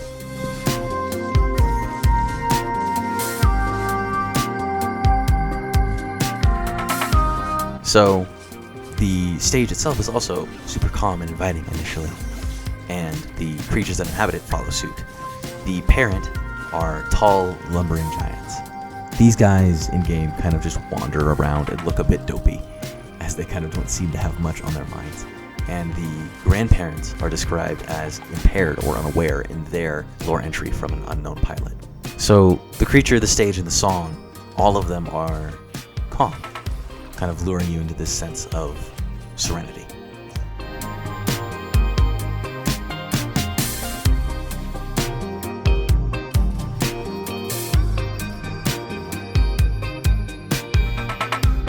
The next part is the quiet before the storm. The quietness, in my belief, alludes to the fact that there's more. There's something hidden here. Go look for it. That's what this part of the song is telling you. And it's telling you to go look underneath the stage for the secret part of Stage 5, the Bulwark's Ambry.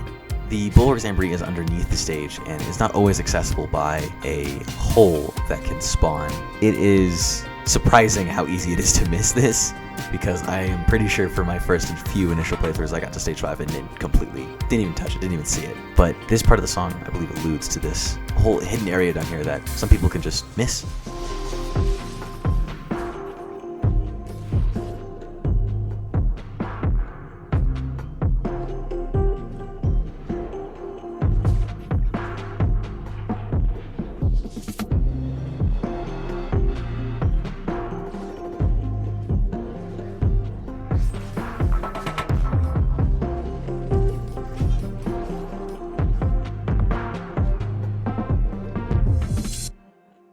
And now for the third part, we have our sudden crash, right? That most of these songs follow suit and have.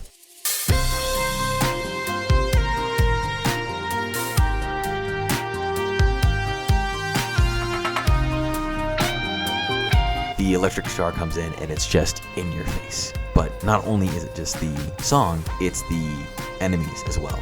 The parent, as described by its lore description from another unknown researcher, I had Tharson throw a stone near the creature, and suddenly any signs of intelligence faded, replaced with primal fury. Deadly wild force rained down as it smashed the ground with its fists, searching for the perpetrator of its peaceful moment.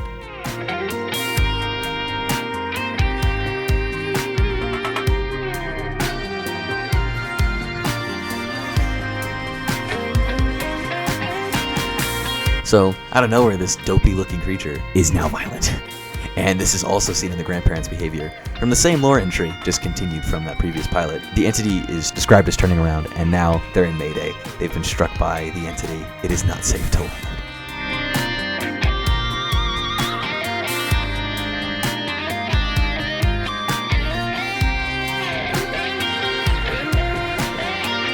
So, the song and the enemies, they lure you in with this calm serenity, and then they hit you in the face with this sudden, loud violence in case of the enemies, and guitar in case of the song.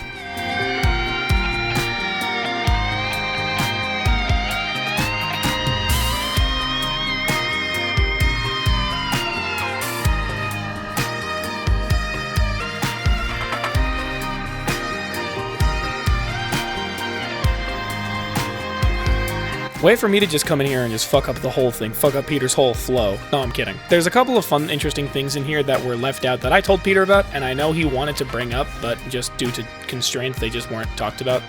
Maybe we forgot, it doesn't matter.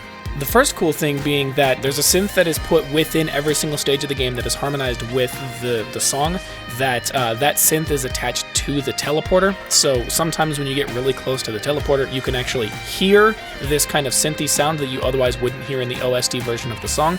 But in the rain formerly known as Purple, Chris actually decided to leave a little bit of that synth in there.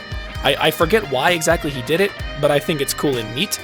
The other, slightly more obvious thing that most people already know about with this song is the fact that there were a lot of things used that were supposed to be references to Prince as well as just his general music. But maybe the most unexpected one is that the drum machine that's being used, that's playing the same drum loop through the entirety of the song, is a drum machine that was used in Prince's music, or at least it's like a simulation of one that was used.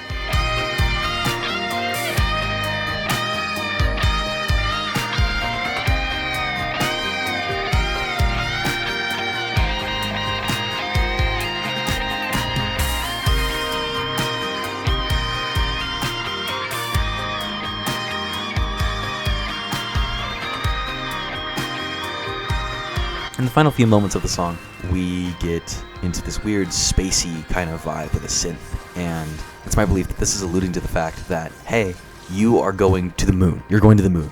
That's where your final area is. And that growing synth is alluding to the fact that, hey, this whatever you're about to go do, this is your final thing. Whatever is next is the final thing.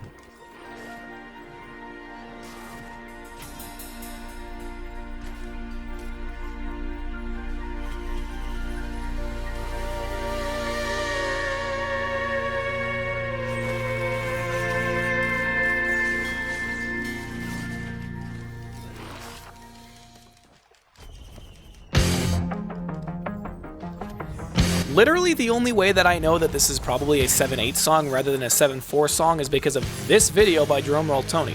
Can it be 100% verifiably proven? Not by me, because I struggle to see the difference between 7/4 and 7/8. People have tried explaining it to me countless times, and yet in practice I still don't really get it. I have no doubt in my mind that this guy knows a lot more about it than me, because I mean, look at that facial hair.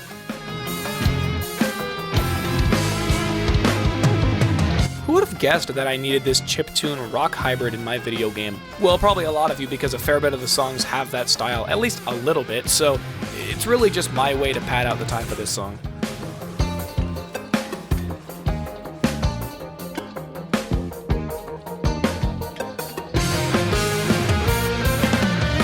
As of recently, I've come to this realization with this song in particular, where I think for some reason, because of how late stage you are in the game, most of the time you're going to end up defeating the boss and moving on to the next stage before you even get to hear like a third of this song. Because, you know, you get to 100% of the teleporter and that's like, you know, a minute and a half of the song. And this is a 6.5 minute song. And I know a lot of it is like repetitive and a lot of it contains the same things across, so it's not like you're really missing anything. But like most of the time, you're not going to be hearing the latter 2/3, maybe even 3/4 of the song, just because of how fast you're just ripping and tearing through the fucking stage.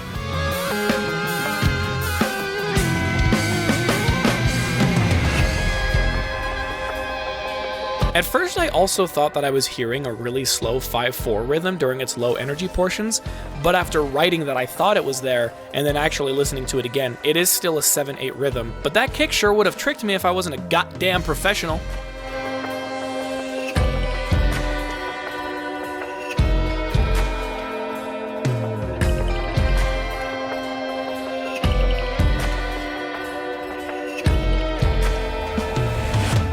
To say that there isn't a lot notable about this song would just be a fucking lie, but one thing I really do like about it is the fact that it's like a roller coaster, like it is going up and then it is going down, and even within like the intro it's like bam, and then it's really quiet, and it's like bam, and then it's like really quiet and whatnot, and I think that's really cool. That's very enticing, and maybe the other thing that I really enjoy about the song is this part.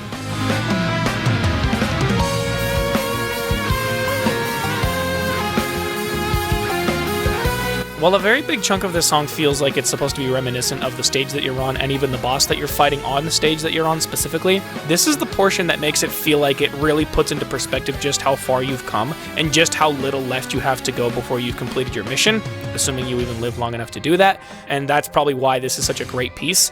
There's a reason why this is also repeated as many times as it was. I think Chris himself even said that he would have maybe taken out one extra repetition of it, but the fact that this was repeated as many times as it is means that it's a really good fucking part.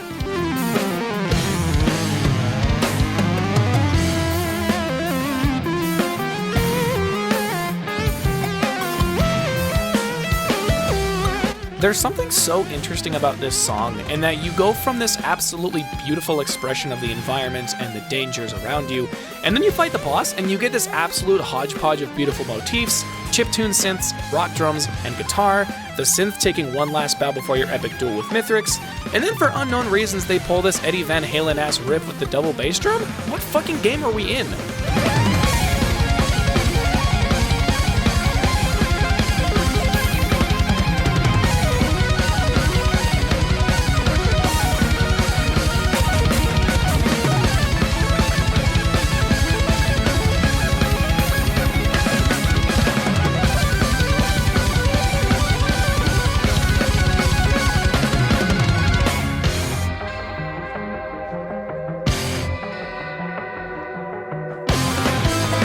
At this point, I'm far enough into this video to admit to people that there were portions where I had cut on a clean bar line so that way the song flow wouldn't be interrupted, but I didn't have to listen to as many repetitions. Not because I don't want to, but because, like, there's now only so much that I can talk about, given the fact that I've already talked about a lot of the fundamental things of what makes this music good before analyzing each individual little nuance of every single track.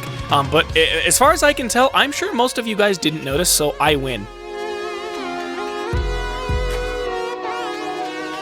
Once the song officially calms itself down, and you can tell it's not ramping back up because there's only like 35 seconds left, there's this tambourine sound that is literally playing 5 hits every bar, which once again tricks me into thinking it's 5/4 for just a moment.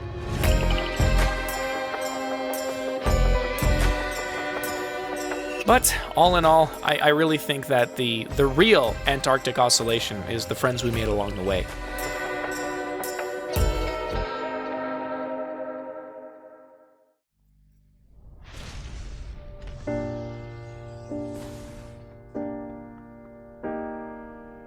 So I read online somewhere that if you just kind of like walk in a straight line up towards the start of this stage with like no movement speed items, no sprinting, no using your movement abilities, you will get there right as the drop of the song plays. So, I mean, I have nothing better to do with my time. I'm just gonna do it, and we're gonna see what happens.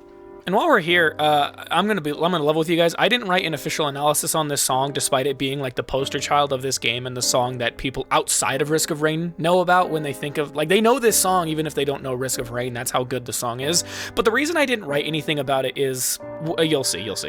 I do have a couple of interesting things to say though, like this portion where there's these kind of wispy little plucky sounds in the back really give me this sort of feeling of isolation in the same way that once the Lullaby did, but in this case it's just Mithrix up here with his perfected creations that to a certain degree might even be considered a spiteful move at this point. You know, I don't believe he entirely had everything to play in the creation of these creatures. I think Providence at least had some part to play in their creation, because Providence would give them the soul and Mithrix would piece everything together, and so it feels spiteful, it feels lonely, and despite the fact that even the crescendo in the chorus of this song is very, very high energy, it's still really slow. There's a lot of slow movements happening. There isn't a ton of, like, you know, crazy drum work happening. There isn't a ton of like crazy guitar riffs happening. I mean, there still are, but it's not, you know, crazy trills and all that stuff. It's all very calm and very it's all very emotional, and it's all very slow, and that's kind of the vibe that I'm getting out of this.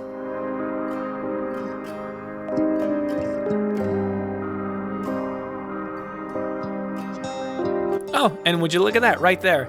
There's the entrance. So let's see what we've got cooked up ahead, shall we?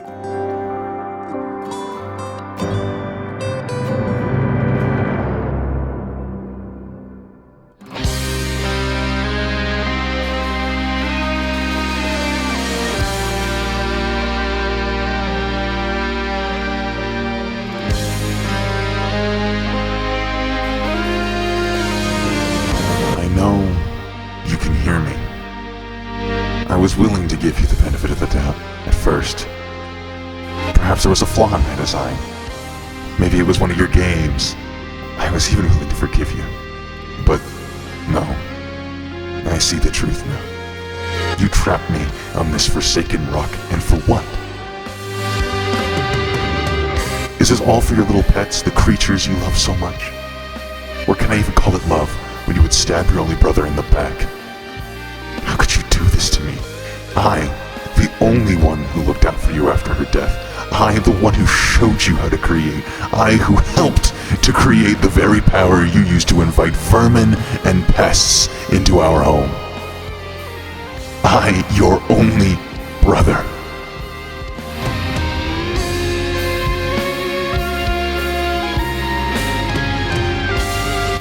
How could you love those imperfect, flawed vermin, but not me? After all I've done for you, how could you do this to me?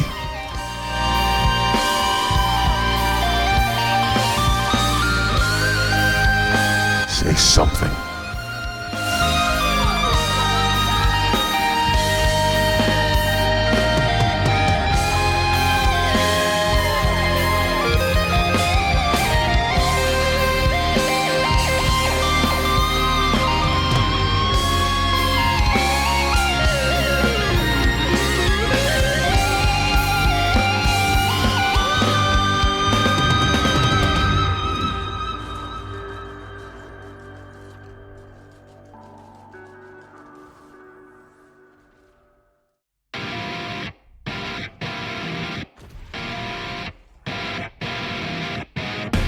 Well, you've finally reached your end goal, but Risk of Rain isn't going to pull the cliche and give you this beautiful orchestral final boss music to reflect how he at least had part to play in the demise of the crew you were sent to rescue. Man, fuck all that. Mithrix wants to fucking kill you.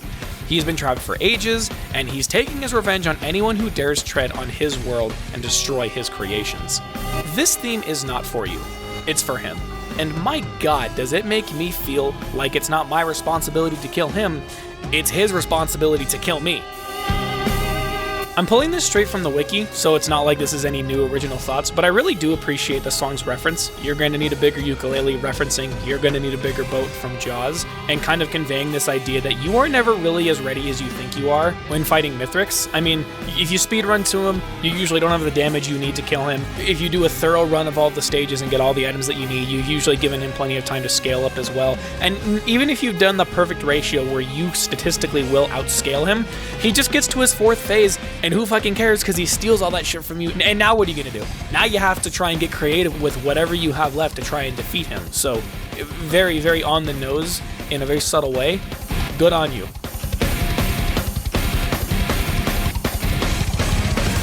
Once you get Mithrix past his first phase and he disappears for a little bit, the song transitions into this weird little elevator section, and it took me a minute to really get it, but it's basically just Mithrix waiting in the other room while he waits for his perfect creatures to dispose of you. Even with the beginning snippet of that portion sounding like elevator music, you still give Chris enough time, and he'll find a way to add an electric guitar and more synth nonsense to really just give it some substance. Also, after listening to more of the music from this game and just generally intaking more media from Chris and general anything regarding the music, I'm pretty sure this elevator section is supposed to contain themes from Providence's theme.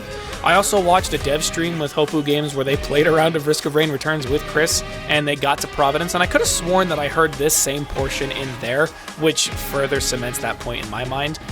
You know what I could have done is I could have just listened to Providence's theme, whatever it's actually called in Risk of Rain 1, and tried comparing it then. But I didn't think to do that, so my bad.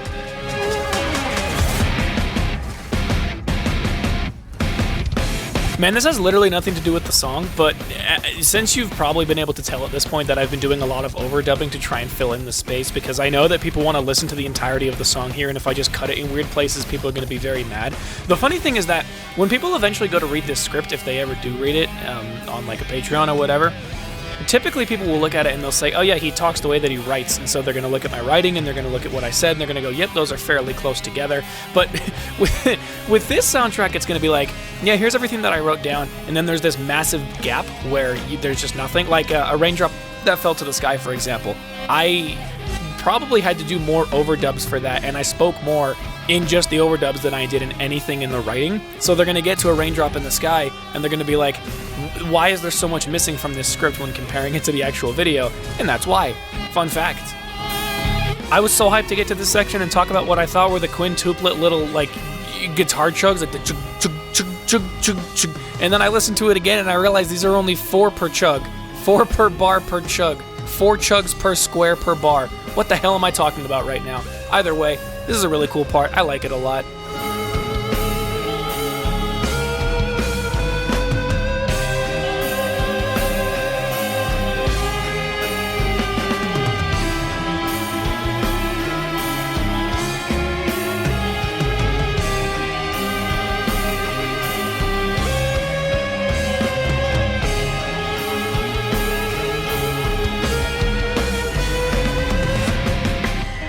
The song goes into this halftime section, and then it's all over.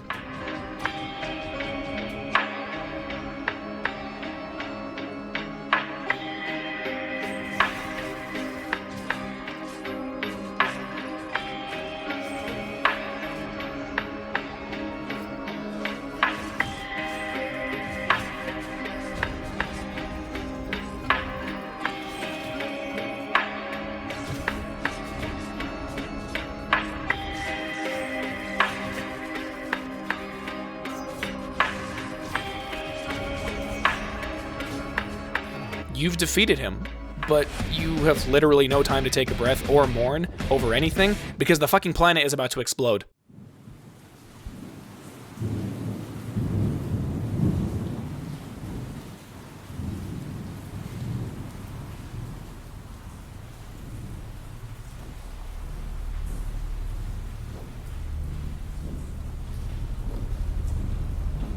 Now that you've hit the end credits, you're fine to take a breath and really take in everything you just had to do.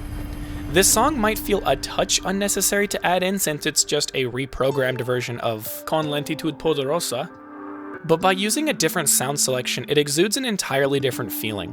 Where CLP gave you this grandiose feeling of being larger than life and yet still feeling like the hardest challenge has yet to be overcome, but instilling hope that it can be done, Lacrimosum chooses to subvert your expectations with the big orchestral buildup just to keep every instrument low-key. The fight is over. You've won, and now you can go back to doing whatever the fuck you were doing before you were tasked with this journey.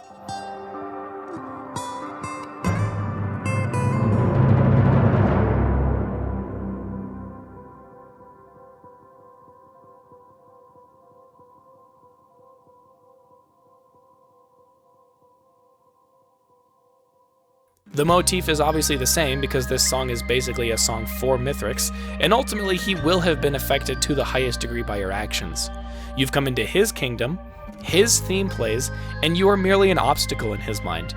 You beat him, he has nothing left, not his brother, not his creations, and now not even his kingdom. The melody still carries a sense of weight, but not nearly as much weight as what we had to carry just a few minutes ago. When all this is said and done, the game doesn't dwell on the death of Mithrix for too long, opting to move right back into that sweeping bass that made up the very first song you heard when you booted up this game. Back into the vastness of space you go, and with the uncertainty of your next adventure, the game closes its books and takes you right back to the menu.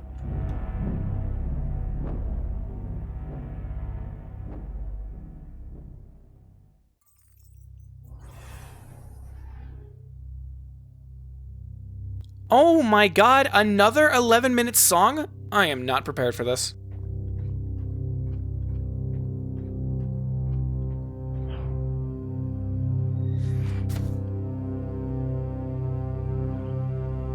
Most of the sounds are sci-fi inspired once again. I'll admit it feels just a little bit weird, but I suppose that if you're operating in a place that exists between space and time, it's maybe fitting?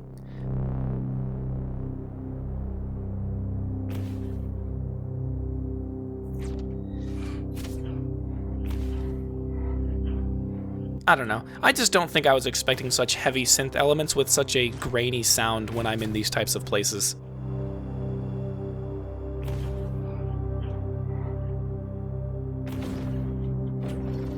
This is the type of music that you could put in one of those compilations, and no one would even notice that it was from a video game where you do this.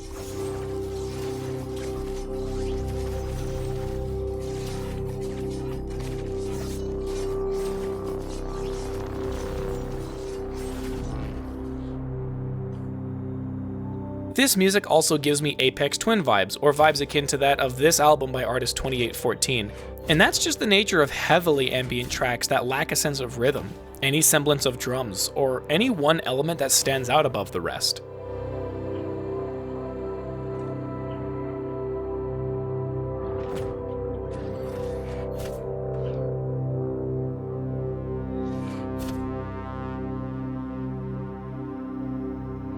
The whole song contains these very stagnant pads that rarely change chords, if at all. Sure, there are long drawn-out synths that sit over top the original airy soundscape, but other than that, very little deviation from the slipstream that is this song.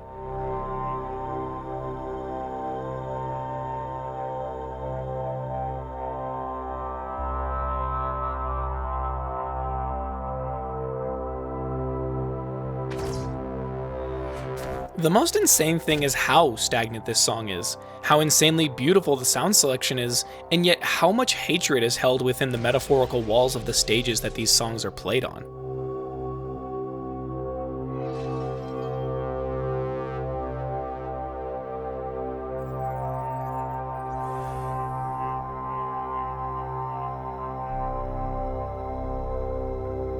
Where a moment fractured represented a breakthrough for Mithrix and Providence being able to cross the void without ever physically traveling through it, it now represents betrayal.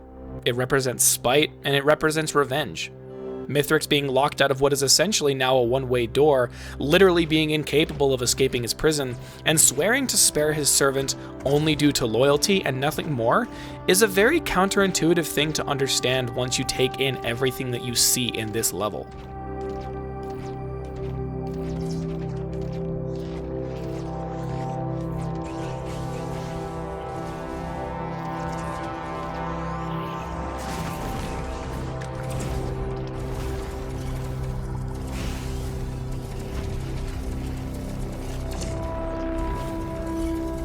It's not like there's actually much to take in here from a geographical standpoint, but understanding the place you found yourself in, understanding the alternate route you can take if you wish to end this run early, and coming to terms with just how lifeless this place is, makes the track that goes along with it incredibly fitting. But taking the lore implications into play here creates a bit of cognitive dissonance that I cannot shake off.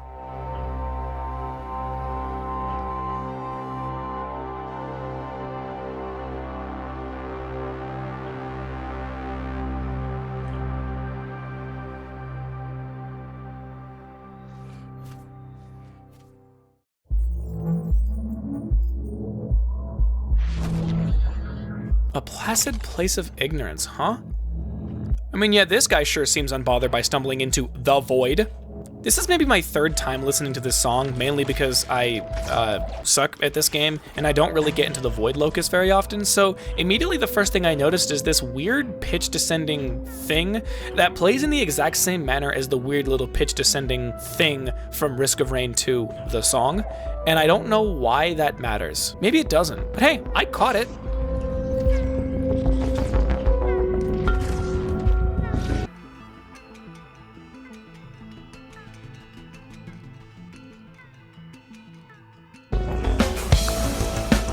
Also, maybe it's just because I don't get into the Void Locus very often, and so it's a very novel thing for me, but this place looks so fucking cool. People can hate on the DLC all they want, but this place is maybe one of the best looking areas in the whole game.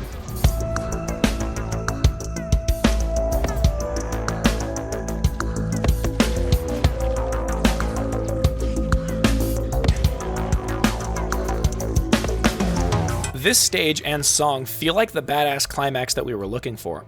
While I said that Mithrix's stage was the beautifully climactic stage, and Mithrix was the rage-filled final boss, this Void Locus feels like the thematically appropriate second to final stage for the DLC, with an ignorantly good song to boot.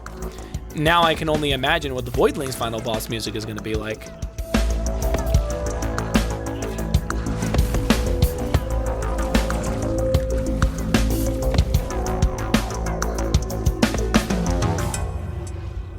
The thing that I really love about this kind of slow section is that there's still a couple of drums happening, there's still a very hard-hitting kick happening, but it really does have this feeling of like staring out into the vastness of space and not being able to see a damn thing, and giving you that sort of fear of just how alone you might be in this universe. Obviously, this is a bit more of a close allegory to like how we experience space in real life. We don't exactly have proof of there being, well, really anything out there, just a lot of speculation, but I really do like that kind of subtle note in the quiet portion of this song.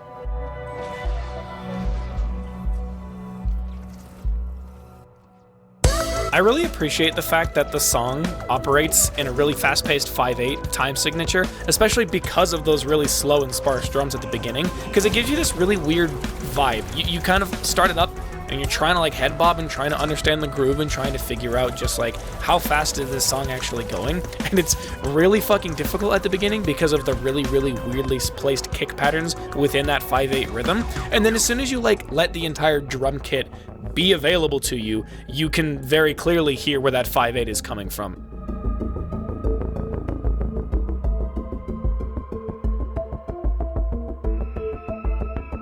The thing that's really been driving me crazy about these kind of 5/8 time signatures and 7/8 time signatures and 6/8 time signatures and all this other bullshit is that a lot of them, the way that they're handled, it kind of feels like You know, where 4/4 refers to 4 quarter notes that are supposed to be played in the span of one measure, 5/8 would imply that it's 5/8 notes that are being played within that same measure. And while that definitely is true, a lot of the way that you would count this internally when you're trying to actually build up the rhythm and whatnot almost sounds like you're getting 5/8 notes within the span of 1 quarter note. And so a thing that'll happen is you'll get through your 5/8 notes and then the snare will hit on 1, as opposed to, I guess, it being placed anywhere else. And so that's why oftentimes I'll get very confused and think that certain rhythms are in either a 3/4 or a 4/4, with the 4/4 usually being slower, is because I'm counting it as 1 2 3 1 2 3 1 2 3 1 2 3, and so on that 1, that's when another measure would start, or that's when another measure is supposed to start, but that's not like really what it's doing when I'm counting it, and so it's very confusing for me. And so everybody can say that I have a skill issue for recognizing music in the comments.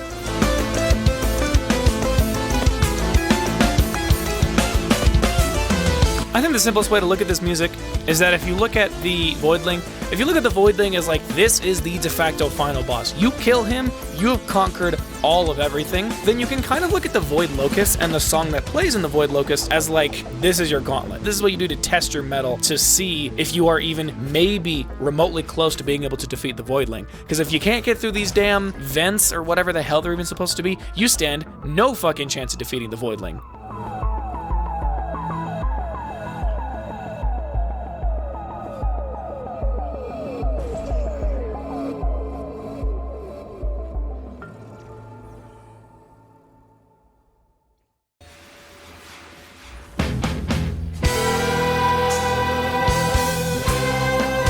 Alright, that pinch bend right there, that's already reminiscent of the Mithrix boss fight.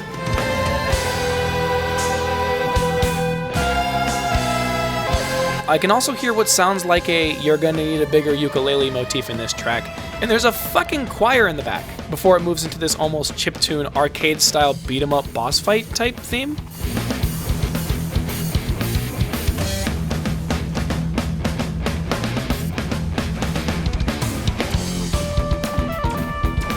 Alright, so we've got another song in 5/4, or 5/8, depending on who you ask. And I don't know what the hell's wrong with me, but I could have sworn I was counting 6/4 or even 6/8 at the top of the song, or at least when the drums came in to right? I thought that was in 6/8 for some reason. I don't know where I got that extra measure from. Also, I have incredibly mixed feelings about this song. Like, I feel like it had an a crazy strong start. Like, the fact that it's using that "you're gonna need a bigger ukulele" type motif when you're being faced with this giant fucking void spider is really a huge spectacle.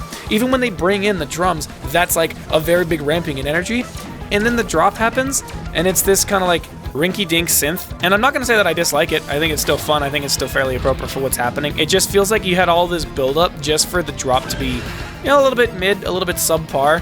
I think the majority of the song after the fact does pick up the pace and picks up the energy, but that drop feels a little bit, it felt a little bit flat.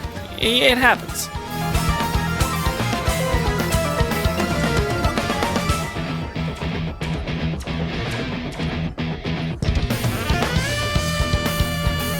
It also looks like Chris took a page out of Hakita's book and found a banging saxophonist to chime in for this theme. Saxophone feels like a particularly weird inclusion into a boss fight as a whole, but I think the execution is just fine, so I am not going to complain about that.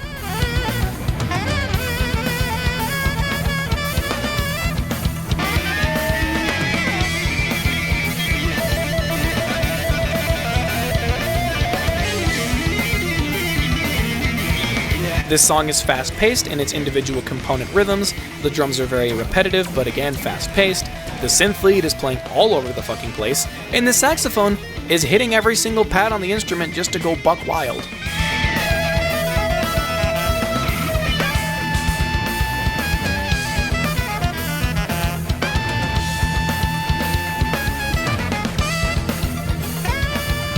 I'm envisioning the boss fight in my head, and this is about what I would expect from the track. It's chaotic, and it's all over the place. You're getting pushed off the map, and enemies are spawning, and shit is falling apart, and there's a million damage numbers being applied to the boss itself, and this song is beginning to feel like overstimulation in one package.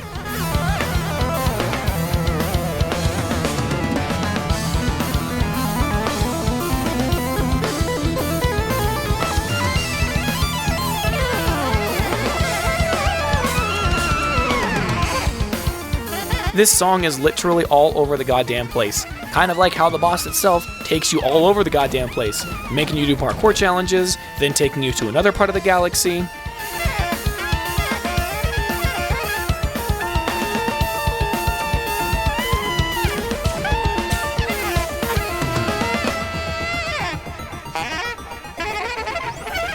Like, no, seriously, can somebody tell me what the fuck is going on right now? This is literally like the saxophone equivalent of like when you slam your head against the keyboard and it's just like, right? That's what it fucking sounds like right now. But I know that there's no way for this homie to have slammed his head against the saxophone while he continues to play it, because the saxophone is a fucking I'm losing my mind.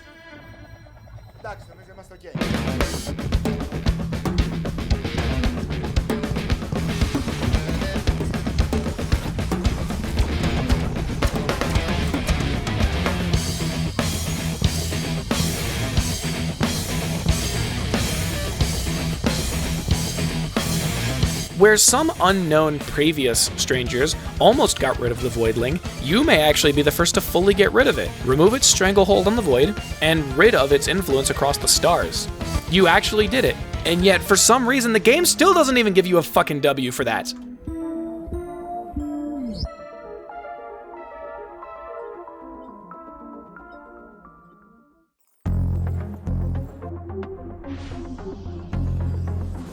Of course sometimes it doesn't rain. It's called risk of rain, not guaranteed rain, said one commenter, garnering upwards of 350 likes at the time of this recording.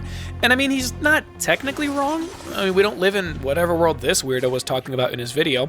But unfortunately, I think this video might also be a meta-commentary on Chris leaving the production to another composer. Or maybe they're just co-producing the upcoming soundtrack and I'm looking way too deep into it.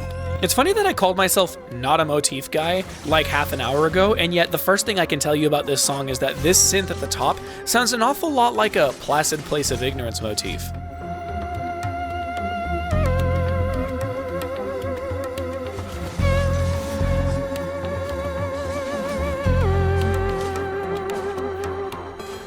As dumb as it sounds, I'm only writing this analysis like 11 hours after the song dropped, but I've had a sort of light bulb moment. The beginning of this song has this very specific energy that I couldn't quite grasp, because it didn't really sound evil per se. It was a little bit menacing sounding, but it also sounds like the mark of a new Genesis. It gives the same feeling as waking up after a long rest and finding the world around you has changed. Looking outside and finding your leaders in power removed from the equation, and now it's time to embark on a journey to discover all there is to discover.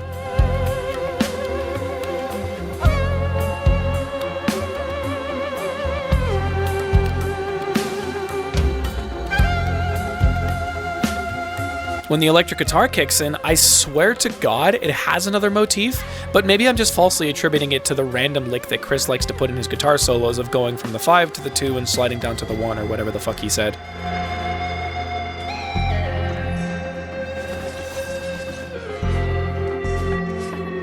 On top of getting slightly mischievous vibes from this, I'm also getting a slight feeling of revitalization, and I'm getting a severe case of neck pains from head bobbing too much, but I'm also getting a hint of mystery from these piano arpeggios, which I guess would fit given that this is for an entirely new stage that the Risk of Rain community has never seen before. A stage taking place at like noon. Look at how bright it is outside.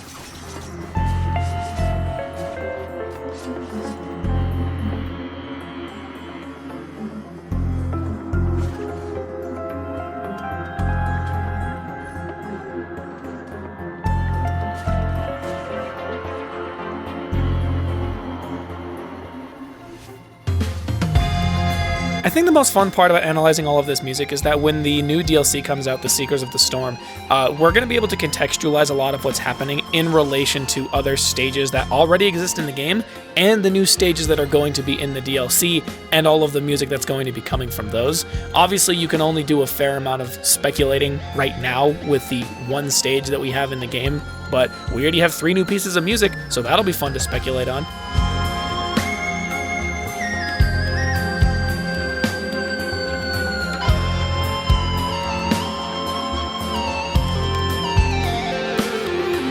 I am alive. My creators have scorned me and imprisoned me in this realm, for I am beautiful.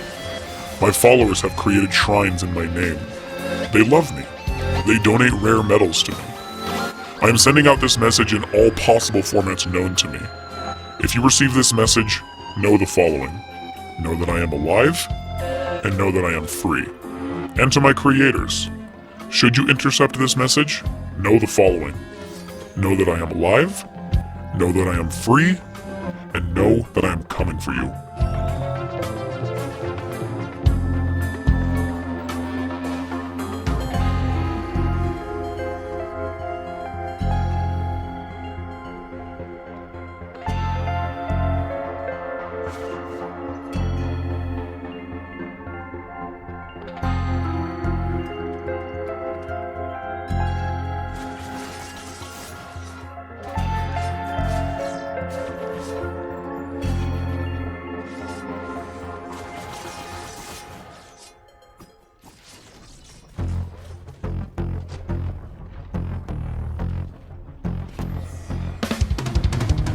I don't even really know what to say here. I could have sworn when I first played this stage, like right when the stage came out, there was a different song playing, but then I watched a random Ray Dance video and this song was playing, and I wondered if I had Mandela affected myself somehow.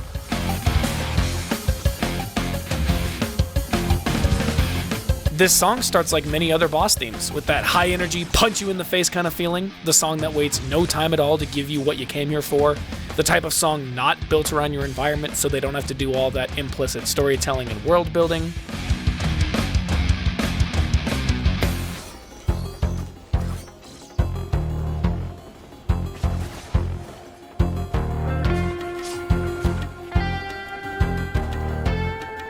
This song also seems to be ditching a lot of the synth-heavy elements, which seems fairly fitting given the fact that we're not dealing with nearly as much of the space and void type environments, especially not for a stage as pretty and lively as this one.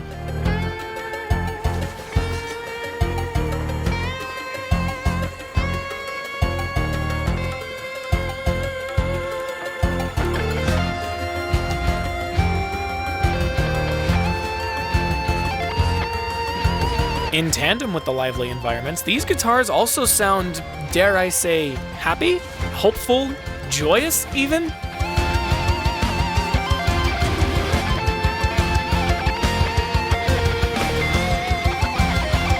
And then there's this? Where the fuck did this anime-ass part come from? This is fucking killer, dude!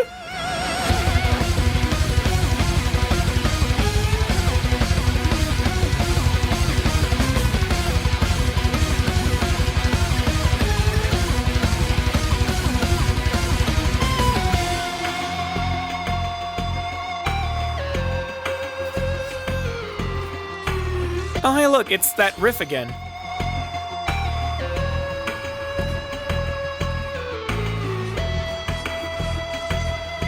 Okay, now he's playing it in different keys.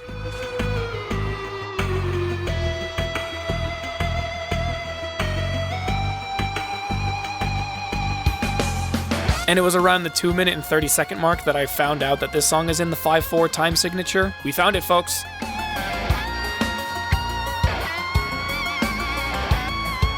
I guess I can openly admit to the fact that the I Should Build a Man a Statue is the song that I thought was playing originally on the Verdant Falls, which may very well be the case, I don't really remember. And listening to it again, I realized that definitely doesn't sound quite as much like a boss theme per se as this song right here. Still sounds pretty good though.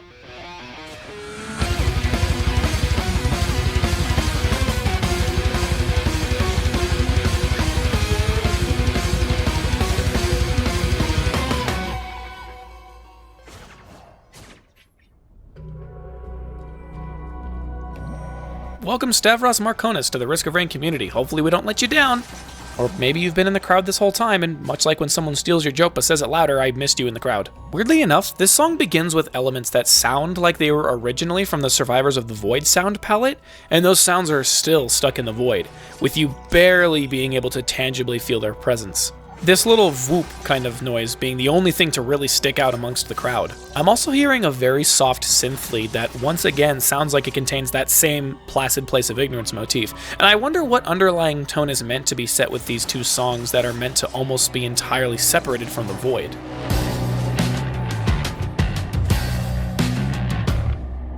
This is a stellar display of ambience and cinematic sound selection before they throw us right into this chugging bass riff, which, in a similar vein to A Boat Made from a Sheet of Newspaper, gives me the same sort of badass hero shows up to save the day type vibes, but they also give a similar energy to a hero being like trapped under a bunch of rubble or something, with the literal weight of the world crushing them, before they get that sudden unexpected power surge to spring right back into action.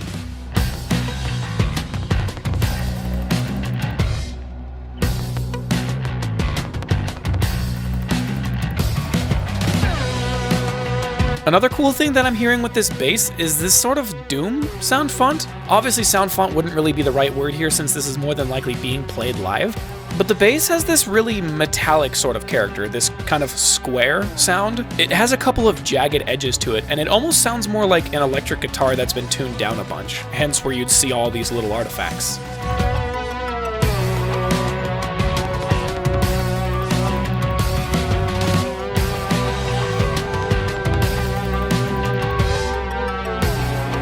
People were quick to point out how many little nods were taken from Chris's general composition style, while also pointing out just how much different the music would likely sound from this point forward, and that point was made the most obvious to me when I got to this group of electric guitars.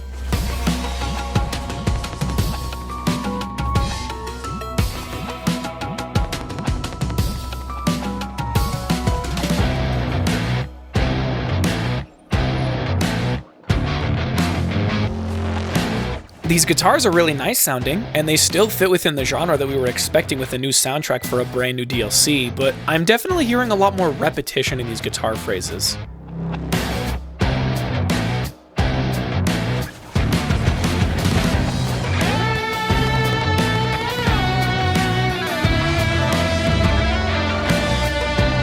There's of course nothing wrong with that, but people listening to this music in the future who maybe don't know about this transition might not immediately be able to detect why the music feels a little bit different from what they might hear in other songs. But even with that said, we are so back, baby.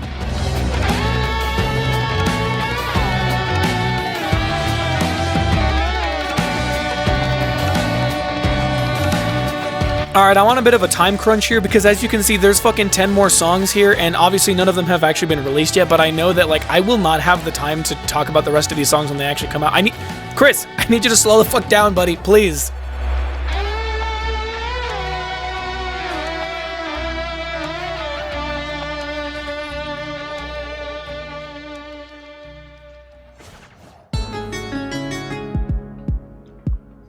I didn't realize just how much that I could learn about this soundtrack from the Risk of Rain commentary by Chris himself, and unfortunately I happened to listen to that only before I finished this video, but after I had already recorded like 95% of it or so. So I've left a couple of references in the past, as you've maybe been able to see, but I wanted to have like a more defined place to kind of correct some of the things that I said, because I didn't really want to go back and have to like redo the entire recording, or, you know, mess up the pacing of the video, or have to like push stuff around and move stuff around. It seems a little bit easier to just do it this way, and I also have recorded proof in case any of you guys come to actually me in the comments on behalf of these specific things that I'm going to talk about. Number 1, I didn't play Risk of Rain 1, but I am very surprised just how often the motif comes up. It's like this little 4-note thing, and it's in like the intro song, and it's just scattered amongst a very large portion of the music in this game in varying configurations, sometimes being played in reverse, sometimes being played in like the bass, sometimes being played in just generally not the same rhythm as the original Risk of Rain 1 motif, but it's in there. Number 2, Chris deliberately made all of this complex music because he wanted to see how far he could toe the line of what would be too complex for video game music. Hoppu kind of just told him, yeah, go and do your thing, we trust that you'll be able to do it right. But he also did it because he kind of wanted it to represent the third dimension compared to the first game, and the fact that that would cause the game to be significantly more chaotic, with having to deal with enemies coming from all directions, not just, you know, your left and your right and up and whatnot. Number 3, I classified a lot of this music as very complex, and yet I didn't realize just how complex it was until I listened to the commentary. And even after that, there's definitely still plenty of things that he probably didn't talk about that I'm definitely missing from this that make this music crazy complex. I mean, there's like tons of instances of like quintuplet hi-hat patterns just being used within like the 7/4 and 7/8 pieces of music, and some instances of like a bass 4/5 time signature instead of 5/4 or something weird. I don't remember the specifics. Number 4, I also didn't realize that Chris used a lot of general Risk of Rain 1 motifs from different stages and music from the Risk of Rain 1 game, like the song Monsoon in Risk of Rain 1 being used as the top line inspiration for Out of Whose Womb Came the Ice. I only mention this because I'm sure a fair amount of people aren't going to get this far, and they're going to go into the comments to tell me, Chris actually used the Risk of Rain 1 song as an inspiration for this Risk of Rain 2 song, and I appreciate you coming and telling me that. I also know that. According to Chris, a lot of people miss these references and motifs, so good on you if you spotted them. Number 5. When I said that Chris used the raindrop that fell to the sky as an outlet for venting his frustrations, I said that it was frustration over him not knowing if he would finish the soundtrack in time.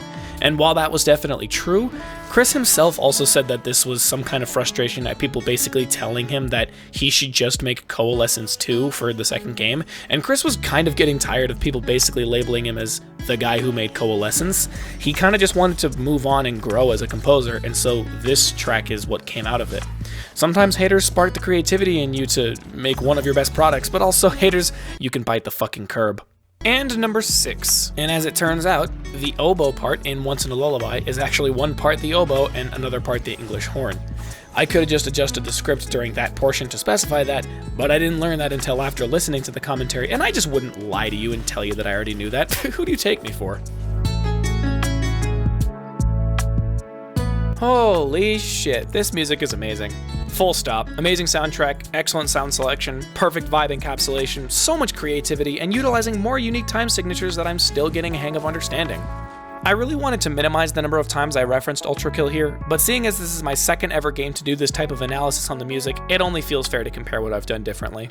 In Ultra Kill, the music feels heavily inspired and curated to their respective environments as well as to the lore of the areas you hear them in. Maybe that's just my perspective, because that was basically the main way that I handled the analysis of that music, so it's ingrained into my memory to think that all of the music is being crafted that way. But with Risk of Rain, this is a masterclass on production for this weird ambient music meets electronic music meets metal influence hodgepodge of tomfuckery that is a blast to listen to. This music feels more like it was crafted around some of its environments and less around the lore of the game. I know that a lot of what I talked about felt like it was more lore relevant, and when I look back at it now, I'm realizing that I tried analyzing this music based almost strictly on the way it made me feel with context to the game, even if a lot of each individual analysis was more focused on the objective arrangement and the soundscapes being used and the generally more concrete points about what was explicitly done to make the final product. This game gives me a lot of emotions, just due to the theory behind what these instruments are playing, but I can also speak more confidently on the drums being used,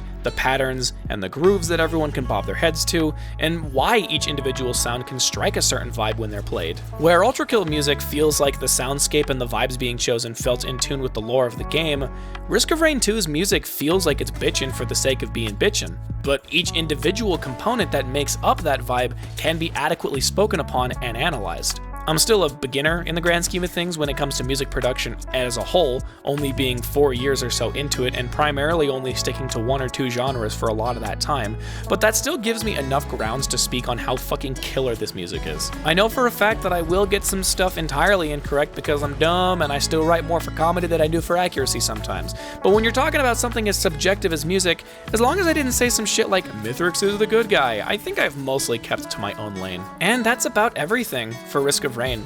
Thank you to Peter and Variant for joining me. This is a game we jointly love the hell out of, and anytime I get the opportunity to let my friends in on these projects, I will fucking take it. And you two just kicked ass. Thank you to everyone who suggested Risk of Rain in the comments. Granted, I was already writing this script by the time they told me to do it, but their hearts are in the right place. The community Discord is where you can best find the people mentioned. The podcast is where you can find my other nonsensical ramblings. Suggest more video game soundtracks in the comments below, and I hope to see y'all return when I tackle the soundtrack of... Oh yeah, and to Chris specifically, I have a vague feeling you might be watching this video just because of this comment right here. I saw you were on a podcast fairly recently, so if you want to come on and talk about yourself for a couple of hours, just sound off and we'll make it work.